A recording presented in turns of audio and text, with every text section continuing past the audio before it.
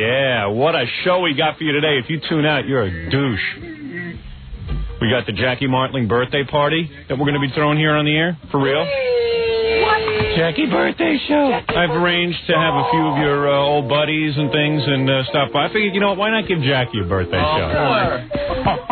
Strap myself in. Jackie Martling birthday show. A lot of people looking forward to that. Jackie Martling birthday show. Yeah, Jackie Martling birthday show. Angry people? Yeah, we found all angry people. People. I can take anything. Yeah, anyway, so we got the Jackie Marlowe 50th birthday party. Jackie Marlowe 50th birthday party. Hard to believe. You know, it's hard to believe. Yeah, he's 50. And what's hard to believe is that after all these years that we've been together, that Gary still doesn't know how old I am. That's what's hard to believe. yeah, that is hard to believe. 50 years old. In 50 3 years old. He's not 50. No, but we said it yesterday and Gary fell right in line with it. God. He's 50? He's 50? What? You know, that's not the funniest, Howard. What? He says, you're 50. You were born in 44. I swear. You there, Fred? Fred was there. 44. Old Sparrow. That's almost exact. Anyway, we got a great show for you today. Stuttering John was out at the ESPY Awards, interviewed many, many different celebrities. You're going to be exposed to lots of different celebrity interviews on the program today, Jackie Marlowe birthday show, and so many other exciting things we have planned for this morning. Too many to mention right now. Also, it's Valentine's Day. Don't expect me to contribute much. Why? What's the matter? What's going on over there? I notice you're kind of quiet. My lip is bleeding. Why? I don't know. What do you mean your lip is bleeding? Every time I try to move, it bleeds. What did you do? It just cracked. Oh, you mean you're talking about you have chapped lips? I guess. I didn't even know it. It just sort of happened. I thought you were wearing lipstick. I am, but it's bleeding. It's Nicole Simpson lipstick. It's Nicole Simpson lipstick. You put it on and it looks like you've been beaten up by OJ. Which lips are you exactly talking about? Because the ones on your face look fine. Are you talking about the lips in your pants? What are you in the short skirt? I don't see your lips bleeding. So well, it must I'm afraid it'll crack again. That's why I can't move my mouth. Oh, I noticed you had a weird expression on your face. Just drink some water. Drink water won't help. No? No. Helps me. Oh. All right, anyway, well, just sit there and look pretty. Thank you. So anyway, we got an exciting program for you. We got to take a short break, though. We don't want to fall far behind, and then we'll be back right after these words. We're back with the Howard Stern Show.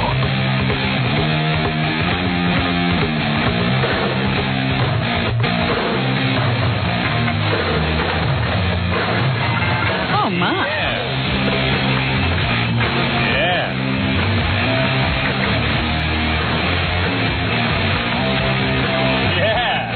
Hey, we're rocking. I have no home. I have no home. Hunted. Hunted. Despised. Living like an animal. Living like an animal. The jungle is my home. Is my home. But I shall show the world that I can be its master. I shall perfect my own race of people. A race of atomic supermen that will conquer the world. The greatest actor alive today. What's his name again? Martin Landau. That is the great. If he don't win the Academy Award for that, then I'm going home. Then I'm no longer in show business, Robin. Well, I'm barely in show business as it is. Won't be any great loss. The nominations are out today. Oh, come on. What's going on with your lip? Why don't you fix it up? Can't move it. What are you talking about? Just smile and get it over with. Get it over with. Crack the lip and let it bleed. Yeah, I mean, do something. What are you talking about? You're sitting there like a puppet. You can't even move a lower lip. What did you do? You got chapped lips, and now you can't smile? I was putting on my makeup, and when I was just rubbing makeup across my face, my lip cracked right down the middle and started to bleed. You're a mess. I know. Well, how did that happen? What, you been licking your lips a lot? No. You need nature's moistener. You know what that is? Urine, yes? No, not urine. Close to it. Close. I said moistener. Moisturizer. Right. Right. No, the stuff I'm thinking of is the same dispenser, but a different fluid. Uh-huh. Yeah, and that'll ease up the tightness of your lips. Well, there's none of that in this room. Yeah, there's plenty. Right here. I've got it in all different ages. 50 years old. I was going to say, not with these old men here. Yeah. Oh, yeah. We got Gorillo. Gorilla's young. Good morning, everybody. I want to apologize, first of all, to San Diego for my behavior yesterday. I was in a real foul mood. Yes, you were. I'm not normally What like that. What's wrong with you? I just wasn't feeling well, and I had a headache, and I was really annoyed by everyone. I still think Tom Ciapisano is nothing, and I think that the biggest... Oh, so you said things you really believe. Yeah, I was saying things yesterday that I couldn't even hold back, because I was in such a foul mood that I just had to say whatever was on my mind. Mm-hmm. Even my wife said to me, boy, you did a weird show yesterday. I said, I know. I was in a weird mood. I couldn't think straight. I wasn't my usual happy self. Yeah. Right. Well, you know. Being pissed off is a truth serum. You can't hold anything back. I almost said things to Fred yesterday that I haven't said to anybody. That would have been interesting. Yeah, well, I held back a little. Thank you. You found some You restraint. said nothing to Fred all day. I know. Well, there was a reason for that. Better to say nothing. But I was in a real bad mood yesterday, and I woke up this morning, I felt much better, and... You felt that bad all day yesterday? Yeah, I was in a real foul mood.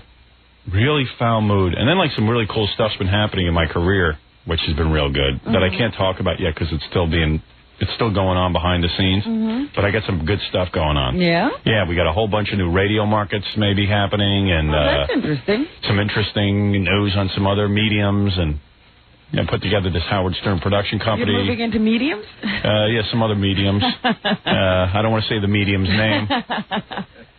But there's a lot going on. And the production company's doing something? Production company has a couple of things that's going on. And I've been working, trying to put things together, like a real mogul. Yeah, and it's what? Is it stressing you out or something? No, I think I was just feeling sick. That's what yesterday was. I just had a headache, and I was, like, all messed up. And I told you when I went sledding with my kid, I banged my tooth. That still hurts. No, now it's better. This is like yesterday was like The first, day. yeah. Okay. That everything came together. Yeah, everything but my lip cracked yesterday. And I've got 2 pages of my movie done. And wow. And they've been accepted. No, I got some big movie news stuff happening. Yeah? And this is a couple of really cool things happening behind the scenes. Well, I'm glad for you. Yeah. I mean, yesterday I thought the world was ending. No. And then I woke up this morning. I felt kind of low, too, because my wife does this a lot. What? She did something really stupid. Oh. She orchestrated a whole Valentine's Day thing. The kids got me a gift. I woke up this morning, and, every morning I wake up, I go in the kitchen. It's 4 o'clock in the morning. Everyone's asleep. And there on the table was a big, giant Valentine's Day card for my wife, talking about how her love is still growing for me and junk, and she really feels this way. A real sentimental card, like a real sincere. Yeah. Not just a happy Valentine's Day card. Right. It was handwritten. And I felt real bad because all I think about is dating. So You know what? I heard a survey this morning that said that most guys said they would marry the same woman they're married to today. I would. Just a younger version. No, I love my wife and everything, but she That's not what I asked you. She gave me this real sappy card. Would you marry her again today? Absolutely. So she gave me this real sappy card. Are you kidding? I'd be dating models. You nuts. No chance I'd marry my wife. Nice girl, but I could be friends with her. Oh, boy. No, I'd be married to Amy Lynn or Tempest or both of them.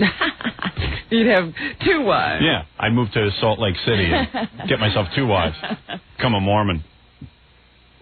But she could work for me, my wife. Oh, that's nice. She could be your girl Friday. Yeah, she could be my, one of my assistants. Yeah, she could just be the girl who gets you everything, takes care of you, just like she does now. Right. And she wouldn't have to have sex with me. Only the whole thing would be no money if she leaves. Right. Yeah, severance. 2 weeks pay. So, it'd be a little different. And so this card was there, very sincere. Was it handwritten? Oh, it was a printed card, but then handwritten stuff on it. Oh, boy. Yeah. And this card exemplifies how I feel and all this kind of, She really... And then the kids got me a little gift and wrote me cards. Meanwhile, I've, of course, prepared nothing. And then I saw my wife piled up gifts for the kids for Valentine's Day. I'm sure she didn't put my name on the gifts. Stop it. She wouldn't do that. I don't know, but the kids all think it's always from her, and she makes it clear it's from her. It's like really weird. The other day, I got some stuff sent to me from Nickelodeon here at the station. It was like GAC. You know what GAC is? Yeah. Okay, it's the stuff kids love. GAC. And there's this new stuff that's like crinkly, like foam. Oh, I don't know what that is. It's cool stuff. It's stuff. It's almost like silly putty, but it feels really gross. So anyway, it's GAC and different things. I thought GAC was gross enough. Yeah, Nickelodeon sent some stuff over. Just, they were promoting something. So I saw it here at the station. I figured, I'll take it home and act like a hero to my kids. So it was GAC and some Nickelodeon watches and a T-shirt. So I bring it home for the kids.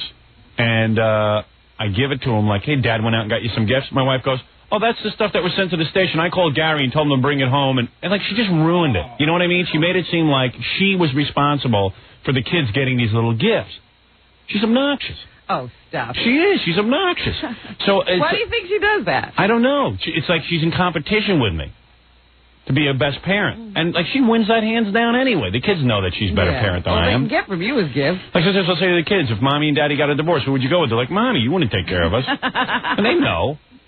I mean, it's not even a question in my family.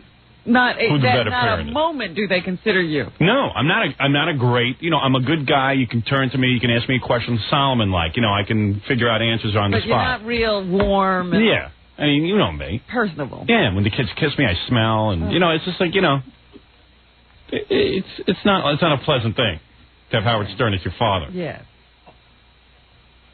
So my wife is the better parent. My wife is the favored parent, and I have no problem with that. It's the way it should be. I'm not one of these fathers. Yeah, I'm not one of these fathers who runs around looking to win my kids' approval. It's like, hey, your mother's a better parent, and that's it. I donated the sperm. Right. I did the sperm thing. You're here. I'm giving you whatever you guys want. You want to stay up and watch TV? Watch TV. You want to do your homework? Do your homework. Do whatever your mother says. I lose. Next game. What game can I win? Who's a better provider? I win. Boom. Your mother's a social worker. All right? Her master's from Columbia is meaningless. She'd have to start all over again, girls. Right. I got no stinking masters. And you know what? So what? Big deal. She'd have to start at that bottom line pay. Yeah. I win that game. What game you want to play now? Who's a better driver? I am. Oh, you what don't game? even drive. Well, whatever. When I do. Name the game, I'll play it. Better parent, my wife wins. So anyway, now that all these gifts are there from the kids, you think that she's going to take full credit so my for kids all are going to. So my kids left me a note, Daddy, when you get home from work, there's going to be a big surprise, even more gifts and stuff. And it's like. Can't you just accept my wife could have. Feel like you should have. No, my wife. Something in return. My wife could have arranged for me to have special gifts for the kids. Hey, Gary, come here. Make sure that today before I leave, you load me up with some gifts for my kids. And buy something for my wife and get a whole bunch of Valentine's cards. And you're going to write something sentimental. Yeah. Take this down. What are you going to write? Valentine's Day is a non-holiday. You got Gary, just take care of it. Get Ralph on it or something. Tell Ralph to go out there and get something. I'll give you my credit card and buy him food. Don't go too crazy. Is Valentine's Day a good Ralph shopping thing? I don't know, but Valentine's Day is a ripoff. Yeah, but I'm just saying, does Ralph know how to go out and really buy Valentine's Day gifts? Go over to FAO Schwartz, pick up a little stuffed toy for my kids. 3 of those. Little box of chocolates for the housekeeper and get my wife. What is a good gift for a wife? Dress. Not a dress. Oh, please, what are you, Jackie? Lucy? No. Dope. You must be 50. Yeah, shut up, you moron. All right, what is it? Just buy my wife something personal for me. We went through this once before, remember? Right. A bag of clams. Remember we went to go look at Crystal and we. No, not Crystal. Get her some crappy perfume. Nothing too expensive. Do you have any idea at all what she wears? What do you mean, perfume-wise? What brand? Whatever I get her, she'll wear. You don't want to buy her something junky that's not her. All right, don't get her perfume. Get her a bunch of flowers. Oh, that's going to be tough. How about stand in line? No. You get her 3 dozen roses. You get them red and white and yellow, and this is the wrap. Red is for love, white is for friendship, yellow is for some other dopey thing. You've got to be the biggest homo on the planet. He's already done this. The homo who knows what to say. All right. Homo knows how to keep a marriage together. No, that sounds too expensive. Let's see. I think the perfume would be expensive. Huh? And you know what? If I bring home flowers, she'll think I just got them from 1-800-Flowers. That's why I said perfume. Plant is always good. No, I hate plants. I hate plants. Never send me a plant. People send me plants, I take them, I throw them right in the garbage. I hate plants. I hate taking care of them. I hate having them in the house. You have no plants in your house? I have a couple, and I've told my wife I want them out of the house. What's Allison's favorite hobby? She likes to play tennis? And they look sloppy. My house is a contemporary-style home. I don't like those plants sitting there looking all sloppy. They don't look sleek. You're not taking care of your plants, obviously. No, I have some lady I pay a couple of bucks. She comes in and takes care of them. I'm not interested in that. What? The only living thing I want in my house is me. But if she's taking care of them, how come they don't look sleek? I don't know. They just look like plants. Plants can never look right. Nature is crooked. What? I like man-made things. What's your wife's favorite hobby? Is it tennis? Annoying me. Well, you can't buy her something to do that. Making sure I can't leave the house without her. That's her favorite hobby. Would it be too much trouble to say like that? I got it. I have a great idea. Dildo. I got it. Yeah, no, what? No. One of those special evenings. No. Exactly. Oh, No. you're not Pass. going to do A that. big dinner. So here's what you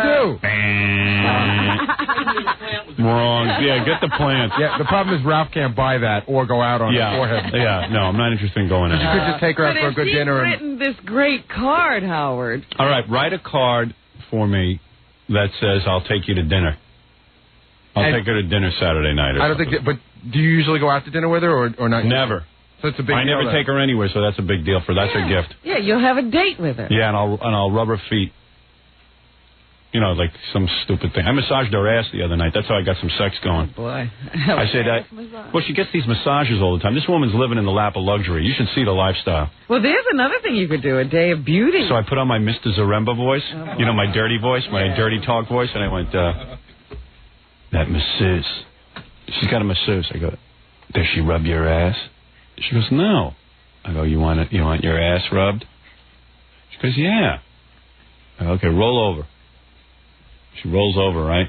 I start needling that thing like it's, and believe me, there's some dough on there. Like I start needling it like a. You knead it like knead it.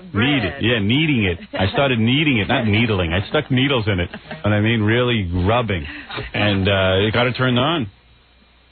And she did something for me she has never done in our marriage. She stopped talking. No, she did something for me that she's never done. Now, you don't mean she'd never done that. She just never did that final thing. She ate something she'd never eaten before. Right, that's what you mean. Yeah. Same thing you need on your lips. That's why her lips aren't cracked. My wife ain't bleeding from her lips. That's for sure. She got extra smooth lips this week. Yeah, she took a good healthy protein drink. Well, I don't know if the cure is worse than the disease. I still can't look at her after she did that. What is wrong with you? See, that's why do it. If that's the reaction. No, I loved it. I love that. That's a sign of love. That's Valentine's Day. She didn't need a card, right? Not after that. All right, Gary, so make sure to get me gifts for my kids, something personal, and something personal for my wife, like a card. But a real nice card. Love card. And then you got to put this IOU in. Yeah, IOU of dinner out. Evening of love, which will begin with a romantic dinner. Yeah. Yeah, and then you get to eat what I gave you the other night. And for dessert. And for dessert, you have me. I'm the topping. A big smelly gork. All right, let me take a break, Robin. There's so much excitement in the air. We have phone calls to get to. Our newest market has just been added, San Diego. Oh, let me tell all the other guys out there who are ordering flowers for their wives. I heard another survey today that said the wives like to get the flowers at work. Oh, yeah, so they can show their stupid friends. Yeah, so they can have everybody running up and saying, who sent the flowers?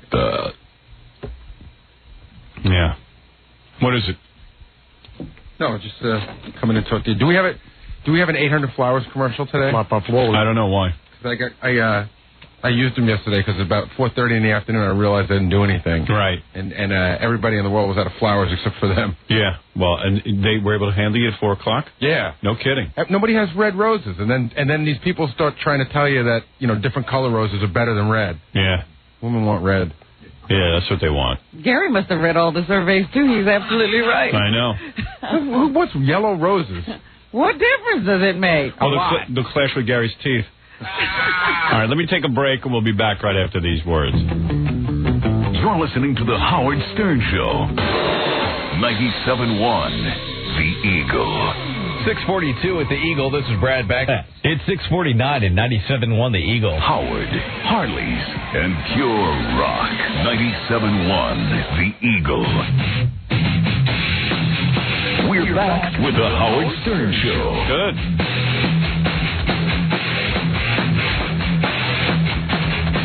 All right. Thank you. By the way, Willie Nelson is doing a show tomorrow night. Tonight. It's great. Hands me a thing that says tomorrow night. That's tonight he's doing a show. Right, it was yesterday's. Right. Willie Nelson is doing a show tonight at the Beacon Theater. Tickets available, Ticketmaster phone charge, Beacon box office. Willie gave us a pair of tickets to the front row to give away to one of our fans. So let me just take a couple of phone calls before I get to the Stuttering John material. You're going to do the best caller? No, I think I'm just going to take some calls, and if someone is in a complete dickhead, I'll give them the tickets. All right. That's all it takes. Yeah, that's all it takes. Let me clear our very busy lines. Our New York line is being cleared in a very professional way. We have the most up-to-date, state-of-the-art phone system. Oh, I see. All the light bulbs. I thought there was nobody on the phone. All the light bulbs are dead. Dead? Yeah. Hi, you're on the air. Hi. Hi, you're on the air. Hi. Hi, you're on the air. Hi, you're on the air. Howard. Listen to the connections. You know, I was listening to some talk show the other night, where they were taking phone calls on CNN. Uh-huh. And I don't know. It's 1994, I guess, but is it 94 or 95? 95. It's 1995, and... You don't even know what year it is. It's 1995, and the phone system hasn't... I mean, it's like... There hasn't been much improvement since No. It's bad, with all the technology we have. Hello? Howard. Yeah. Willie. Oh, you want Willie tickets? Yeah. All right, why don't I just give the tickets away? Otherwise, we're never going to get anywhere. Great. All right. I mean... This is the dude. Let's give it to him for the worst phone connection I've ever heard.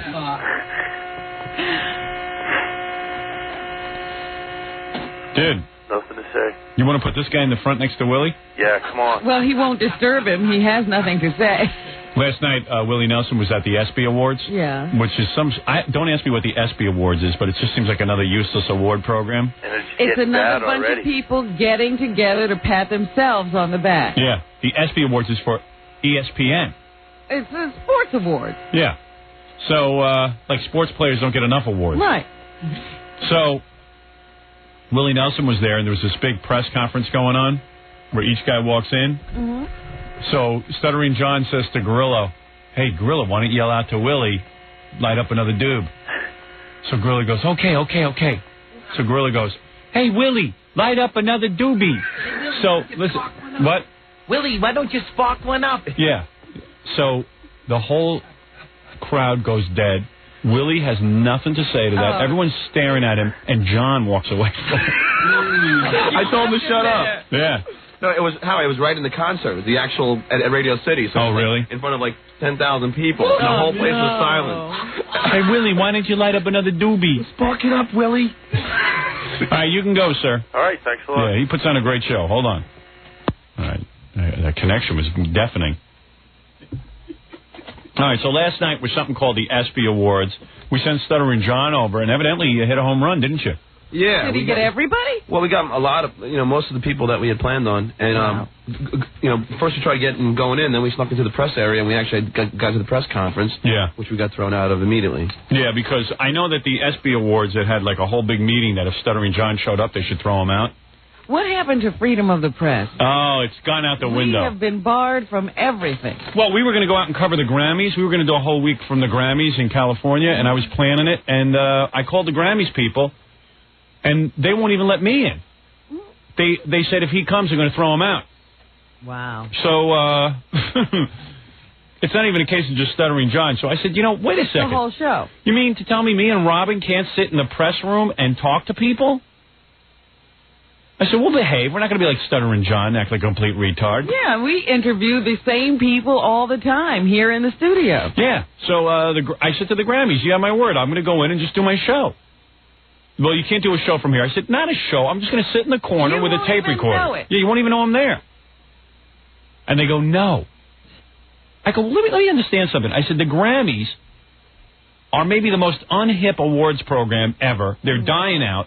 Nobody cares about them. They're completely out of touch. Right. You need ratings. They're on CBS television. Nobody's talking about them. The thing's probably going to do a mediocre rating. If you get me there and there's some exciting stuff happening, no, we don't want you there. I go, wait a second. This is about rock and roll, isn't it?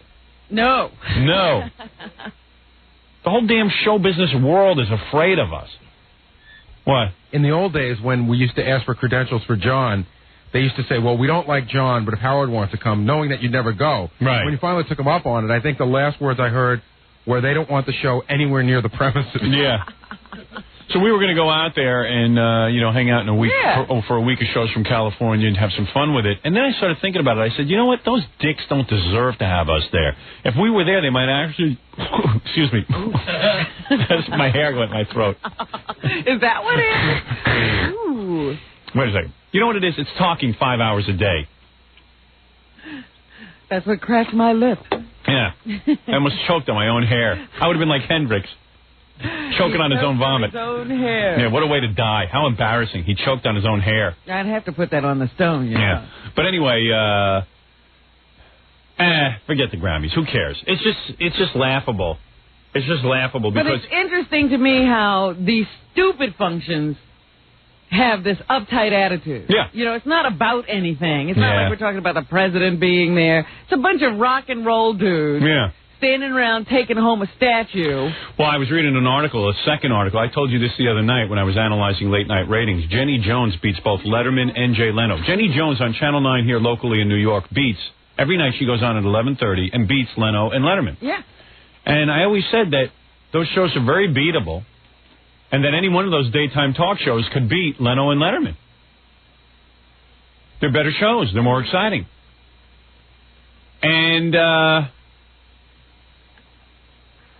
what was my point, Robin? The point was that these are real people. These are the only people you can talk to. You know nothing's going to happen on David Letterman because if he's got Kim Basinger there, he can't answer anything. Right. When you watch these shows and these celebrities, I mean, to go to the Grammys and sit there and ask the same stupid questions is meaningless. So why bother? Anyway, so John was at the ESPYs and clowning around with some of the celebrities, and I guess he pissed a few of them off. Yeah. I basically said to John, anyone you don't know, any celebrity you don't know, just go up and ask them who they are, because that'll make them nuts. And sure enough, he did that with one of the celebrities, as you'll hear, and it's really funny. Ooh. All right, so anyway, first, I see that you interviewed Tim Robbins and Susan Sarandon. They seem real serious. Yeah, they are. Tim Robbins. Tim Robbins from Shawshank Redemption. And good. See? You know who Tim Robbins is. Now I do, yeah. She's married to Susan Sarandon. Right, okay. Did you see Shawshank Redemption? Yes, I did. That's a real good movie. Very good movie. Great movie. I like that movie. Yeah. I mean, it was real sad and everything, but... I always forget Tim Robbins. Yeah, he's a pretty famous actor, isn't he? He is, but I forget him. Yeah. Did you ever see Jacob's Ladder? Yeah, that sucked. You didn't like that? No, that's one of those Howard movies you're supposed to say. Yeah, I sure. Like that. I like that. Sure, and you did. Oh, I'm so stupid. I had to tell you what the ending meant. Jacob's Ladder is one of those movies you put out. It's almost like that joke, No Soap Radio. It has no real ending. Jacob's Ladder is one of those movies you watch, and if you like... It's like Ingmar Bergman. If you want to be cool, you say, oh, wow, I really understood that. It was really cool. Meanwhile, it meant nothing. It was nothing. It was a stupid movie. Not worth the payoff. Yeah. I don't recommend it. It was a wonderful movie. Yeah, right. Well, Robin has to say that. I liked it. Yeah, I know you liked it. I like your hair, too. Anyway... Take your headphones off and show people for the E-camera. He's become Kramer from the Seinfeld show. My head's in a weird stage right now. He cut off all his hair. Now his hair is going straight up like Marge Simpson. He looks I don't know what happened. He should be in some science fiction movie. Yeah. But look, if I try and... It looks like you saw a ghost. Or he's an alien and has one of those super big heads. Yeah. Brainiac. What happened to your hair, dude? You should never have cut your hair either. Well, it helped last night. Yeah, maybe it helped you there, but I saw you on... Ganji gave me a tape of you on, what was it, an interview show you were doing? Jon Stewart. And it was like, you were kind of sad when you stuttered. Like before, you looked like a freak, and it was kind of funny. Now you felt sorry for him? It wasn't funny? Yeah, and he seems like it's like he cut off his hair, and he's like sad. He's like just a guy sitting there. Yeah, it's like a retard. I'm growing it. Yeah, you couldn't grow it fast enough. That's what I said. You ought to go over to MHN Hair Studios and let them put some extensions in. It's growing straight up. Yeah, it's like a volcano erupting at the top of his head. It's like retarded hair. Anyway, that's all right. Your hair will grow back, and you won't be so pathetic. Well, Howard, it really does help me with these things. Cause I know. You know. No one recognizes you. No, the press conference, they had no idea. You didn't wear that stupid fake mustache. No, I listened to you. I just wore the glasses, and that's it. Good. Okay, so anyway. Hey, now you look like a Rolling Stone reporter. All right, let's see. Here we go. Tim Robbins and Susan Sarandon. Yeah, and they're real politically correct. You can't say anything to them. Yeah, we didn't have anything for them, so I just, you know. Did you ask them who they were? I told you, anyone you don't know have questions for, you say, who are you? You know, I instructed him 900 times. No, I know. I don't know what I asked him. I think they kind of... I told you, anyone you don't have questions for, you just say, who are you? Yeah. And it pisses them off. I know, the problem was that they were just walking through, and I could only yell something. All right, all right, Tim Robbins and Susan Sarandon. Oh, I don't know who's going to be... Am I not... Is this not right? I didn't cue it. Oh, I don't know who's going to be here. Tim, are we be attending any more phony award shows? Any more what? Phony award shows. I don't know. What is a phony award show? The ESPY. ESPY is a phony award show? Yo, Tim, what do you think of Howard Stern, Tim? Thank you very much. You like him? Politically correct, Tim Robbins. Yes, not. Hi, Susan. Oh, Susan you got now? And then I just yelled something out there, yeah. Howard Stern loves you. What? Howard Stern loves you. Is that a compliment? Yes, it is. She's such a dink. Is that a compliment? Is that a compliment? They're a mismatched couple, too. You know that? Well, he's real young, and she's 100 years old. I know, but she's got great cans, if you can, get past the face. She looks like Lassie's mom. Oh. Lassie's mom? You mean another dog? Yeah. The real Lassie. No, she looks like, the mom on Lassie? June Lockhart? Yeah. Is that what you're saying? She looks like June Lockhart. Timmy's mom. Yeah. If it wasn't for her knobs, though, she'd be less than 0.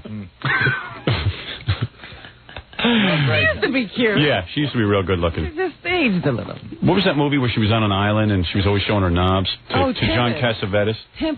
Tempest? Yeah. Yeah, that was kind of cool. But just weird because we watch. She takes her top off in Tempest. When you see them in movies, they look, don't look like they do when you see them in person. Yeah, I know. What are you saying? I don't know how much longer that marriage is going to go on. It's kind of frightening, huh? Yeah. You know who looked better in person than on TV? Heather Locklear when she was in here the other day. I thought she looked better in person. Really? I didn't think so. Really? Yeah. Really? What'd you think? You thought the opposite, obviously. No, but did he think she was bad? Well, no, I think she's gorgeous, but I think you can see the age lines coming in. Oh, boy. All right, let's see who's next. Kathy Moriarty. You know who she is? Yes, I do. She's an actress. Yeah, she was in The Raging Bull. That's what she's famous for. I heard her husband started yelling at you. Howard, man, this was pretty scary. Really? Let me hear this. This guy's more pissed off than Harvey Keitel. Really? Yeah. Who is he? Is he anybody, or? No idea. This is a big moment to yell. Nobody has a sense of humor anymore. Hi, are you somebody famous? I don't know, am I? Well, who are you? Kathy Moriarty. Oh, Kathy, how you doing? I got some questions to ask. Oh, great. Wait till you hear the next one. Wait. Okay. How are you doing so far? I'm okay. Did you have a good time at the ESPYs? I'm trying to get questions. Yeah? Do you think all the right people won the proper awards? Here we go. All right. Has Larry King ever proposed marriage to you? No. Did you ever see Belushi do drugs? No. Right. No, I'm not being an out of here. Why? Kathy, what's fun we're having, sir?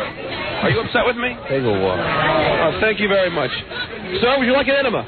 What was it, her husband? Yeah. I guess so, man. He had to protect her from that? Because you're an F&A hole, man. Yeah, he sounded pretty pissed they off. had to bleep it all off, but yeah. I like John. We're having fun here. Yeah, aren't we?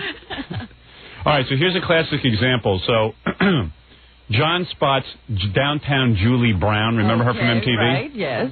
And John knows who she is, but I told him, if we haven't written questions for you, just go up to downtown Julie Brown and say, who are you? Okay.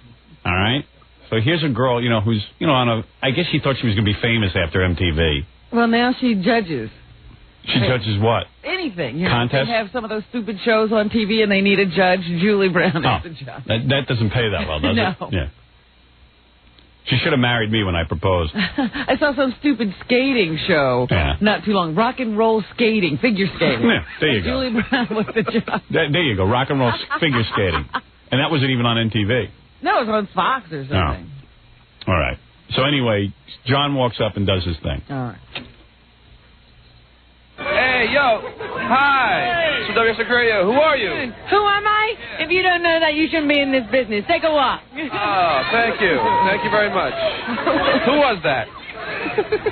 Does she really get mad? Yeah, she walks away. If you don't know that, you shouldn't be in this business. And then all the people started calling me an idiot. How could you not know who that is? Oh, please. You know what you Who are you? Oh, yeah, I know who you are. You did that infomercial on the Psychic, and you cried. Yeah, but wait a second. What did I tell you the follow-up question is after you ask who are you? Well, what are you famous for? Yeah, what are you famous for? But she walked away. She did? Yeah, she left. She got so insulted? I'm getting him as they're running in, so it's just one question only. Yeah, you should have said to her, shouldn't you be standing where I am and shouldn't I be walking into the ESPYs? Was she wearing a dress that exposed everything? No, very concealed. Well, it was cold out. It was outside. Yeah, right. All right, here's MC Hammer. How you doing, Ham? This is WSK Radio. How you doing? All right, how you doing, my man? Can you tell me why you're famous? Right beside you. Everybody laugh, right? I don't know, because God blessed me, my man. That's all, you know. Appreciate it. Hammer, OJ, innocent or guilty? Oh, man, come on, man. No, don't ask me that, man. How come black people think he's innocent? Don't ask me that. He knows he's guilty, but he doesn't want to say it. He doesn't want to say yes. Oh, man. No black guy, especially black celebrities, want to say that OJ's guilty. Yeah. We got an audience out there to... Dude, you hurt my image. Oh, man, don't ask me that question. You should have kept pressing him on that. I do. Oh, you do? Yeah, I ask him what does black people think. He'd rather answer questions as to why he's famous. Right. How come black people think he's innocent? Check this out. Innocent or guilty, that's not even a fair question. In America, you are innocent until you're proven guilty. The man is innocent. So why do black people always think that he's innocent? Why do who? Black people think he's innocent. Well, because we live in a country where, you know, we're victims of a lot of things, man. So when you used to always be a victim, we always assume that it's innocence first. You know, that's the way it is, man. That's not new. That's history. That's the way it is. Well, listen, fam. Would you have an abortion if you knew that your child were going to be born severely retarded? Hey, what is this? What is this? Joke Network? What? Joke Network. He's funny. What is this, a Joke Network? No, that's CBS. They're in third place. The Joke Reporter. The Joke Network.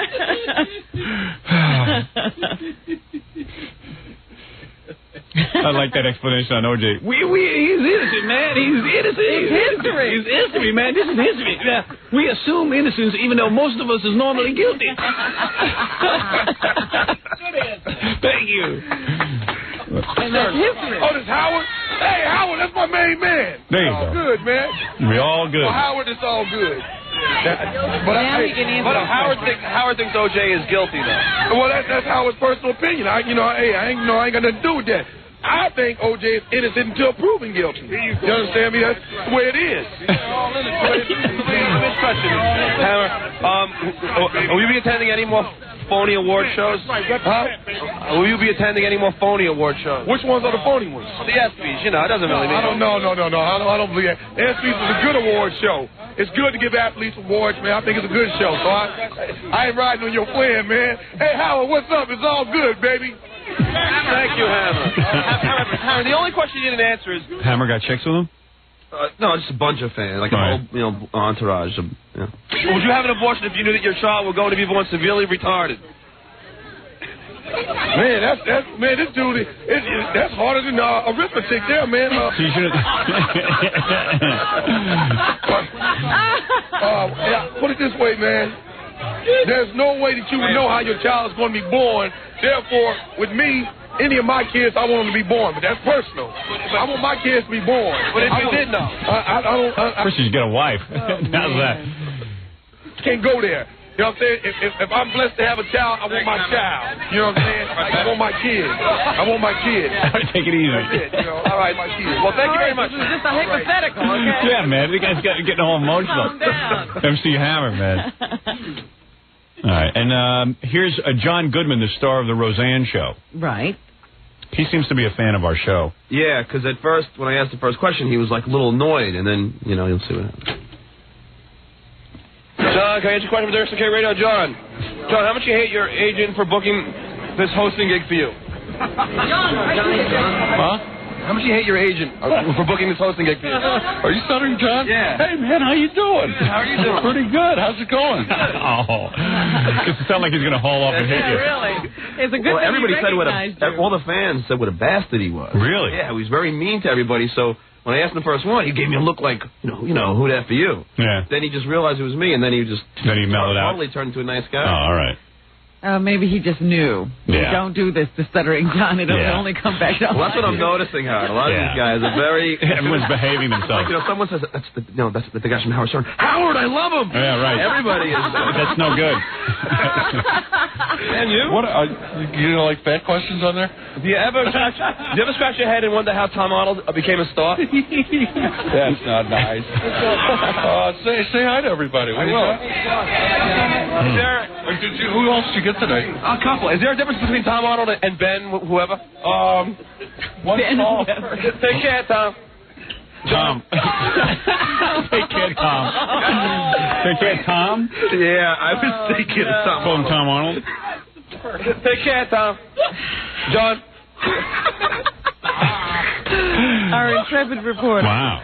Well, I see you got a lot of other celebrities. Well, yeah. So why don't I take a break and we can go through the rest? This is fun. This is a lot of fun. Probably like I said, the most craziest thing of the night was getting thrown out of the press conference. All right, Stuttering John got thrown out of the press conference. We'll tell you. I got to figure this out. You were standing there when they came in? Came in, I went to the press conference, got thrown out, then got him going out, then got him going out of the party. Oh, very good. We'll explain all when we get back, right after these words.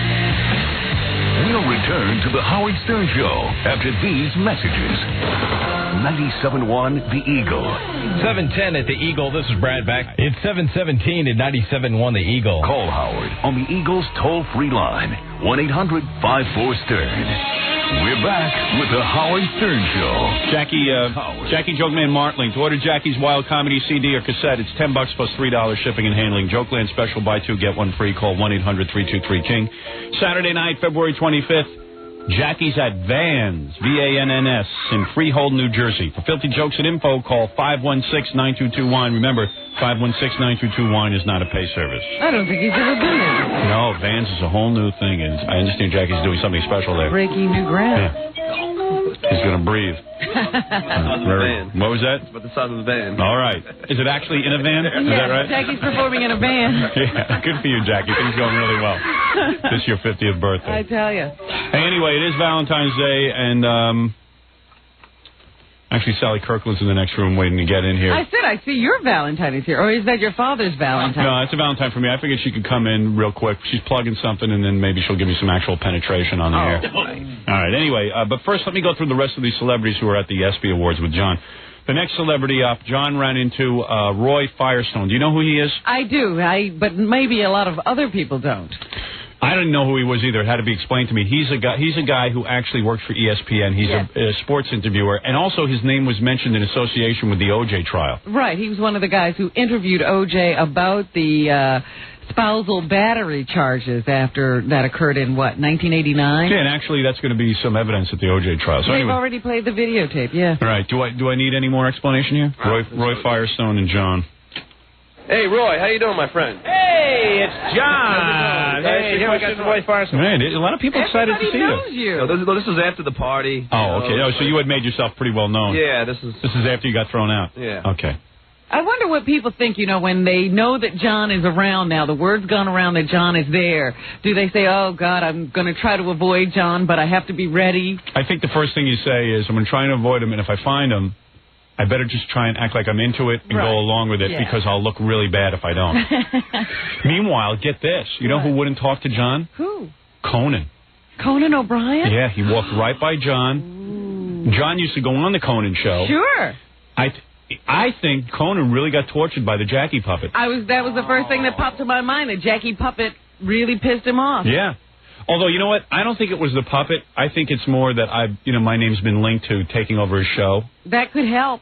And also, he might have gotten over the puppet if that hadn't gone on. And also, I've been on the air saying that he's, pretty lame. But you'd always said that. Yeah. I mean, Conan can't hold that against me. Everyone's saying it. I mean, you know. It was very strange because I talked to him so many times, you know. Yeah, wasn't it weird? What he gave you the cold shoulder? Well, first, he going in, he was like, John, I'll get you going out. So then going out, I was like, Conan, come on, let's do it. It's John. And he's just totally avoided me, heard me, but he wouldn't look at me. Wow. And he was like 2 feet away, and him and his girlfriend just walked away. And how's the girlfriend? Nice. It's all right. Yeah, nothing great. She's pretty. Yeah. I think she's pretty. Was she equal to what a late night host should be getting? Well, she's not Pamela Anderson, right? You know, but you think he could get her? I think he could get something. I think, but she's also a writer. I think. Oh, is she? Yeah. On the show? I think, or something like that. She have dark hair? No, blonde hair. Oh. I know someone who used to go out with him. Oh yeah? Yeah, but she won't admit to it. Who? It's somebody I know. I don't know if she wants her name mentioned, but she went out with him for like 2 years, and she still has never told me. Other people have told me that she went out with him for 2 years and like lived with him. Yeah. I put my foot in my mouth. I was talking to some people, and I didn't know she had dated him for 2 years. What'd you say? And someone was asking me about late night television. It was a private conversation we were having, about 4 or 5 people, and I was critiquing Conan and what he does wrong and where his show falls apart, and it was not complimentary.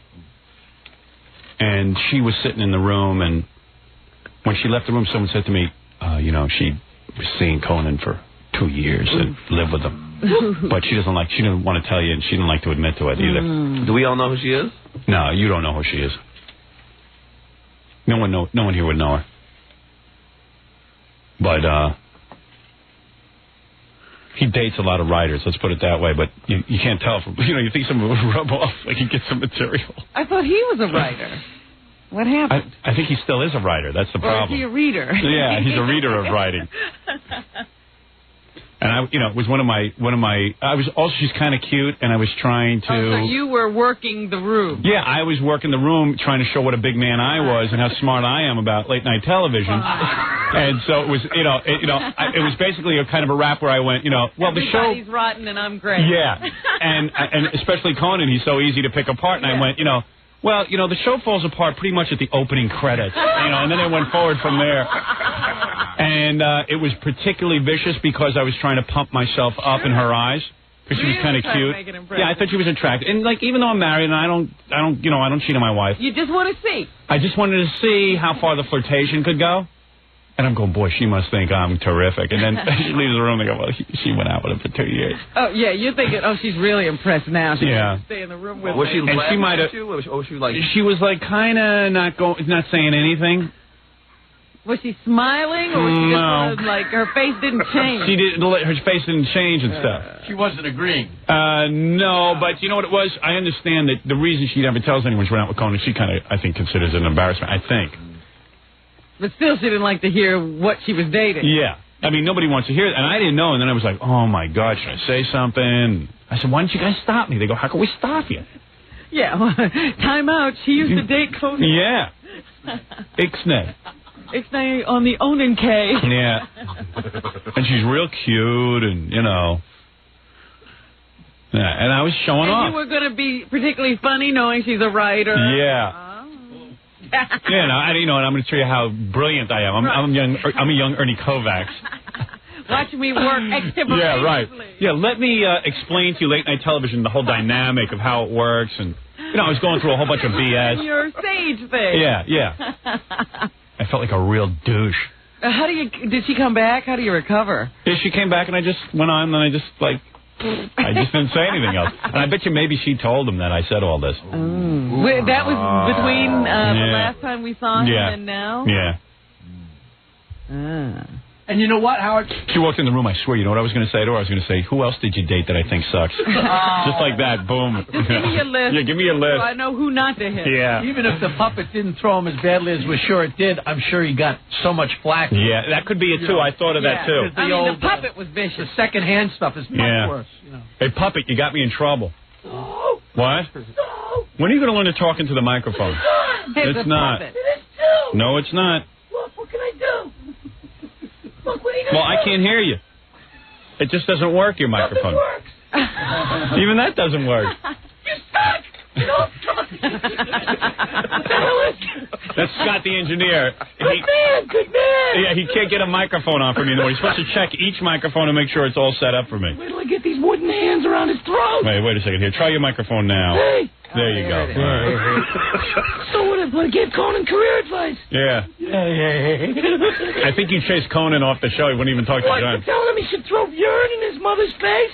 Yeah. To get ahead? Well, we had made it clear it was a Conan going away party. Yeah. He came in. Also, I think my name has been linked to replacing Conan for no founded reason whatsoever. There's no reason. What? Conan's publicist called me like 2 days after the interview. It's a guy I deal with on a regular basis. And he goes, I go, Conan, have a good time? He goes, yeah, man. He goes, but the puppet was really rough on him. The puppet? What can I do? He was more wooden than me. The funny thing is people relate to the puppet like it's real. Thank God. Has a mind of its own. They ever realized we were feeding the puppet. They're in bad shape. Look, he's afraid of two things, the show and ratings. All right, let me get to Roy Firestone. Hey, Roy, how you doing, my friend? Hey, it's John. Hey, here I got Roy Firestone. Can I only? How could I let you see the question? That'd be ridiculous. That's true. Let me ask you. Howard's the greatest. Why do so many black people find O.J. innocent? I don't know. What do you think? I don't know. This whole black rage defense. I don't know. What do you think? Well, I mean, I really haven't thought about it. I'm not allowed to talk about it because I'm on the witness list or I'm on the testifying list. Come on now, Roy. Let me ask you. Would you ever let O.J. Going everywhere. Would you ever let O.J. date your daughter? I don't have a daughter. But if you did? I don't know. I don't know. I don't know how exactly how that I would fit with me because I kind of know O.J. You know, I mean, really? I know him for a few years. What do you think? Just O.J. Simpson, the guy, and O.J. Simpson, the defendant, are two different people. O.J. Simpson, the guy that people think they know. People don't know. You know what? I get treated worse. Governor Whitman decides to give me a bathroom rest stop. There are people ready to murder in the streets. O.J. actually kills two people. It's obvious he killed the two people. There's no doubt that he killed the two people. And people will not say a bad word about this man. I don't know what I'm doing wrong in my life.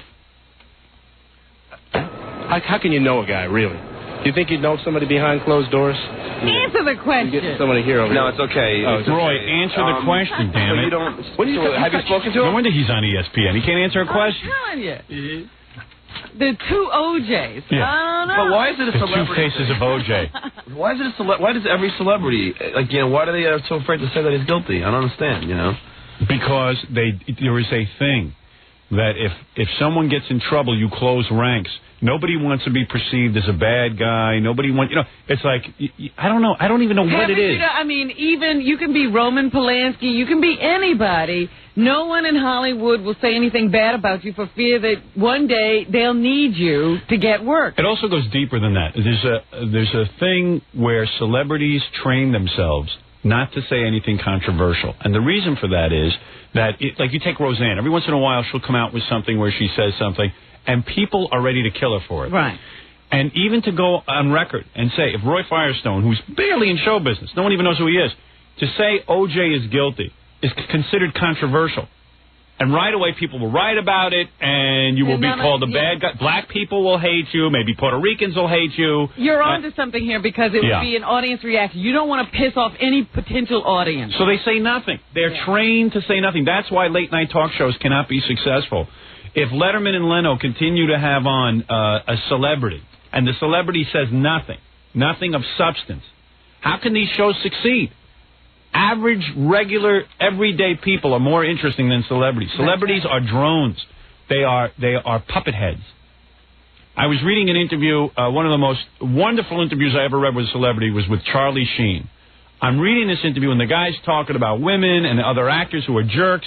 I go, this is a wonderful article, but this guy will now be perceived as an out of control, not a team player. And sure enough, I mean, I think the guy has basically backpedaled on a lot of the stuff he said in there. Adam Sandler said the other day to TV Guide that the writing on Saturday Night Live sucks.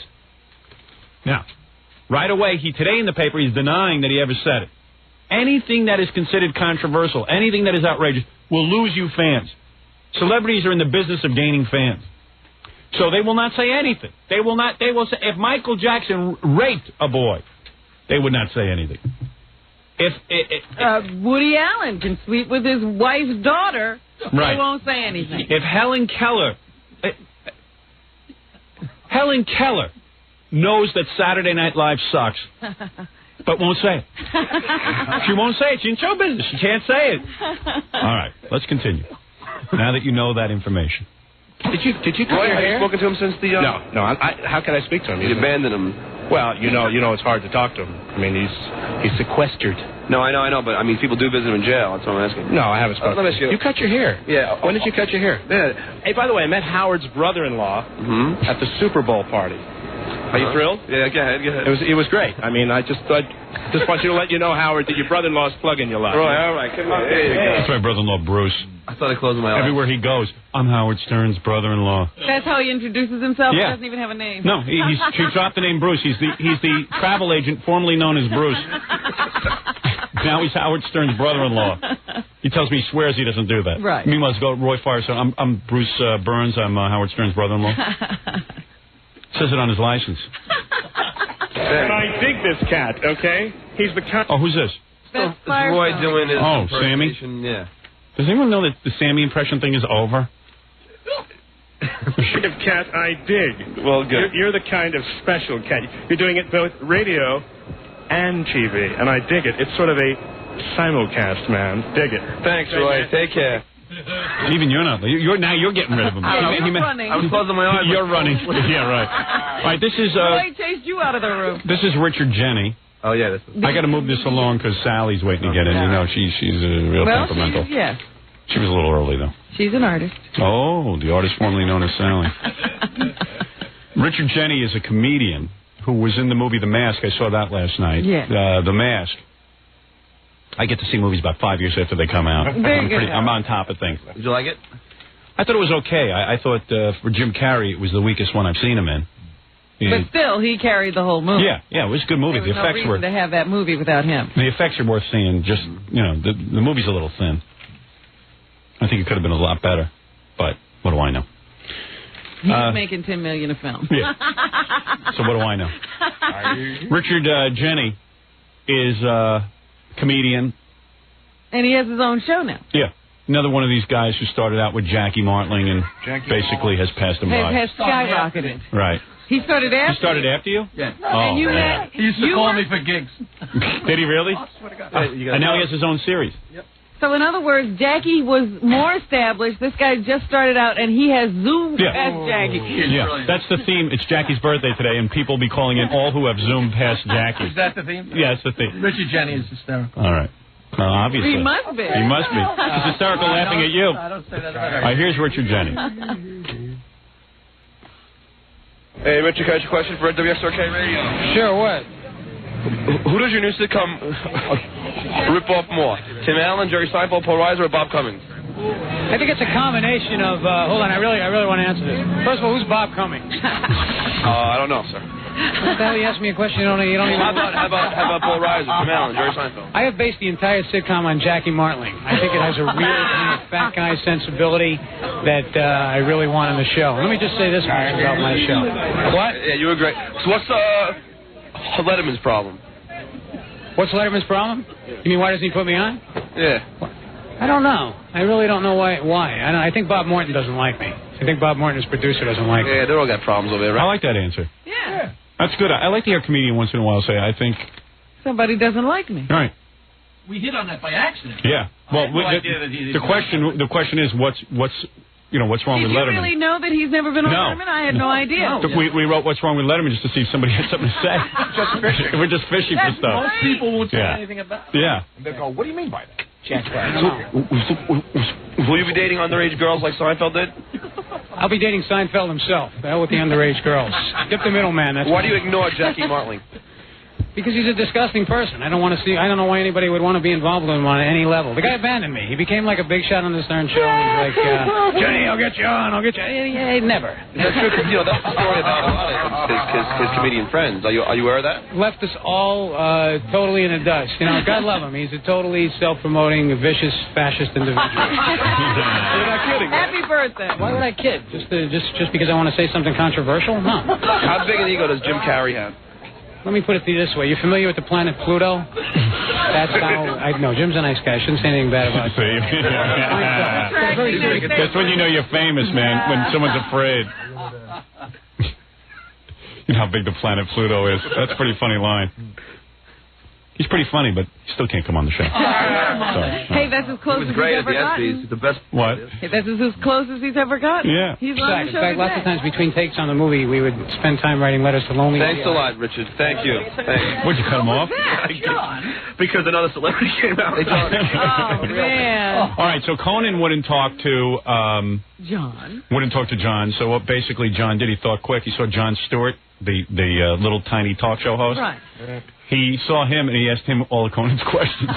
That's great. Right. John, was Jon Stewart with a girl? No. Good. A boy? Chicken fillet. John, does every person you talk to tell you how to fix your show? Is that for Kathy Moriarty or is that for me? Conan. No. They actually tell me how to fix Conan's show. It's kind of weird. Is it true that Jackie Gleason dead gets bigger ratings than you alive? Yes, that's very true. The Honeymooners, I would think so. I would definitely. I even watch it. Can you believe? I can't stay up that late. That is true, you know. Yeah. The Honeymooners is beating all of them. Can you believe that Letterman hired that dope Tom Snyder? Who? Tom Snyder. I didn't know about it. Oh, stop playing with me. Can you believe that, John? He does what he's got to do. The man's the king. He's got to do what he's got to do. Do you hate yourself? Sometimes. Oh, will you be attending it? When I'm feeling lonely and scared. Okay. Let me ask you: Have they put Howard Stern's name on your dressing room yet? No, the one next door. We put it up there in the hopes that he'll come by like Elijah. We just keep the prophet's name up on the door and hope that he'll come in. John, thanks. Good job. Good job, man. I appreciate it. Take care, man. Anybody funny in late night or? Hey, George. All right, so here we are. This is the final interview. George Foreman. Oh, the heavyweight champ. Heavyweight champ holds a big press conference, and John. What's he holding the press conference? Well, it's backstage, and they have like a whole big room, and a guy after he he's does just coming stuff. into the press room. Yeah. Okay. And he's there, and you're going to have trouble hearing George Foreman. There was no real microphone on him, and it was hard to get to him. But you'll hear John yelling out stupid questions, and I think then you hear John getting thrown out. Yeah, this is like the press. It's like a press conference, but he's the first guy, and I figured you'd want to. He's a big enough celebrity. I don't know. You cut your hair now when you stutter. It's sad. That was a good one, though. Give me another complex to overcome. All right. It was like. What is a gorilla? The gorilla was there, so he can tell you what happens in there. Thanks, Dad. Hey, George!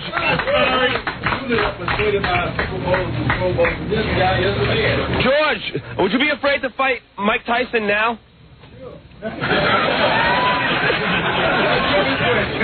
Hey, George! George, why do so many black people find O.J. innocent? Why do so many black people... What? The whole room went dead ice. They went... Done. It was like a library. You heard everybody like sucking their breath like... You guys got this on video? Yeah. Oh, good. All right. And then tell them there was two black guys. I don't know how they got in there. All the way in the back going, what? What's homie talk about OJ for? Why you talking about OJ? Yo, mother effer, why you talk about that? And then someone Did goes... they take you outside and beat you up? then someone goes... Yeah, that's the guy that works for Howard Stern. Oh, Howard Stern. Oh, okay. And that's why all the niggas beat him up in Roosevelt. That's what happened.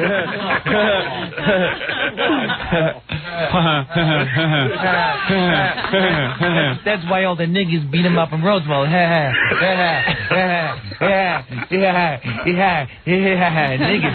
Good black impression, Gorilla. Thank you. Yeah. What was he doing? Can you do that again, please? An encore? An encore? Yeah, let me hear the impression of a black guy talking about me. Go ahead. Who's that? Who said that? Was that Howard Stern? Yeah, that's why all the niggas beat him up in Roosevelt.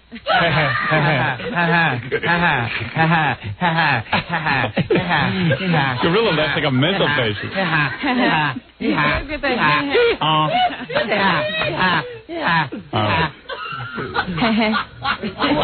Why do so many black people find O.J. innocent?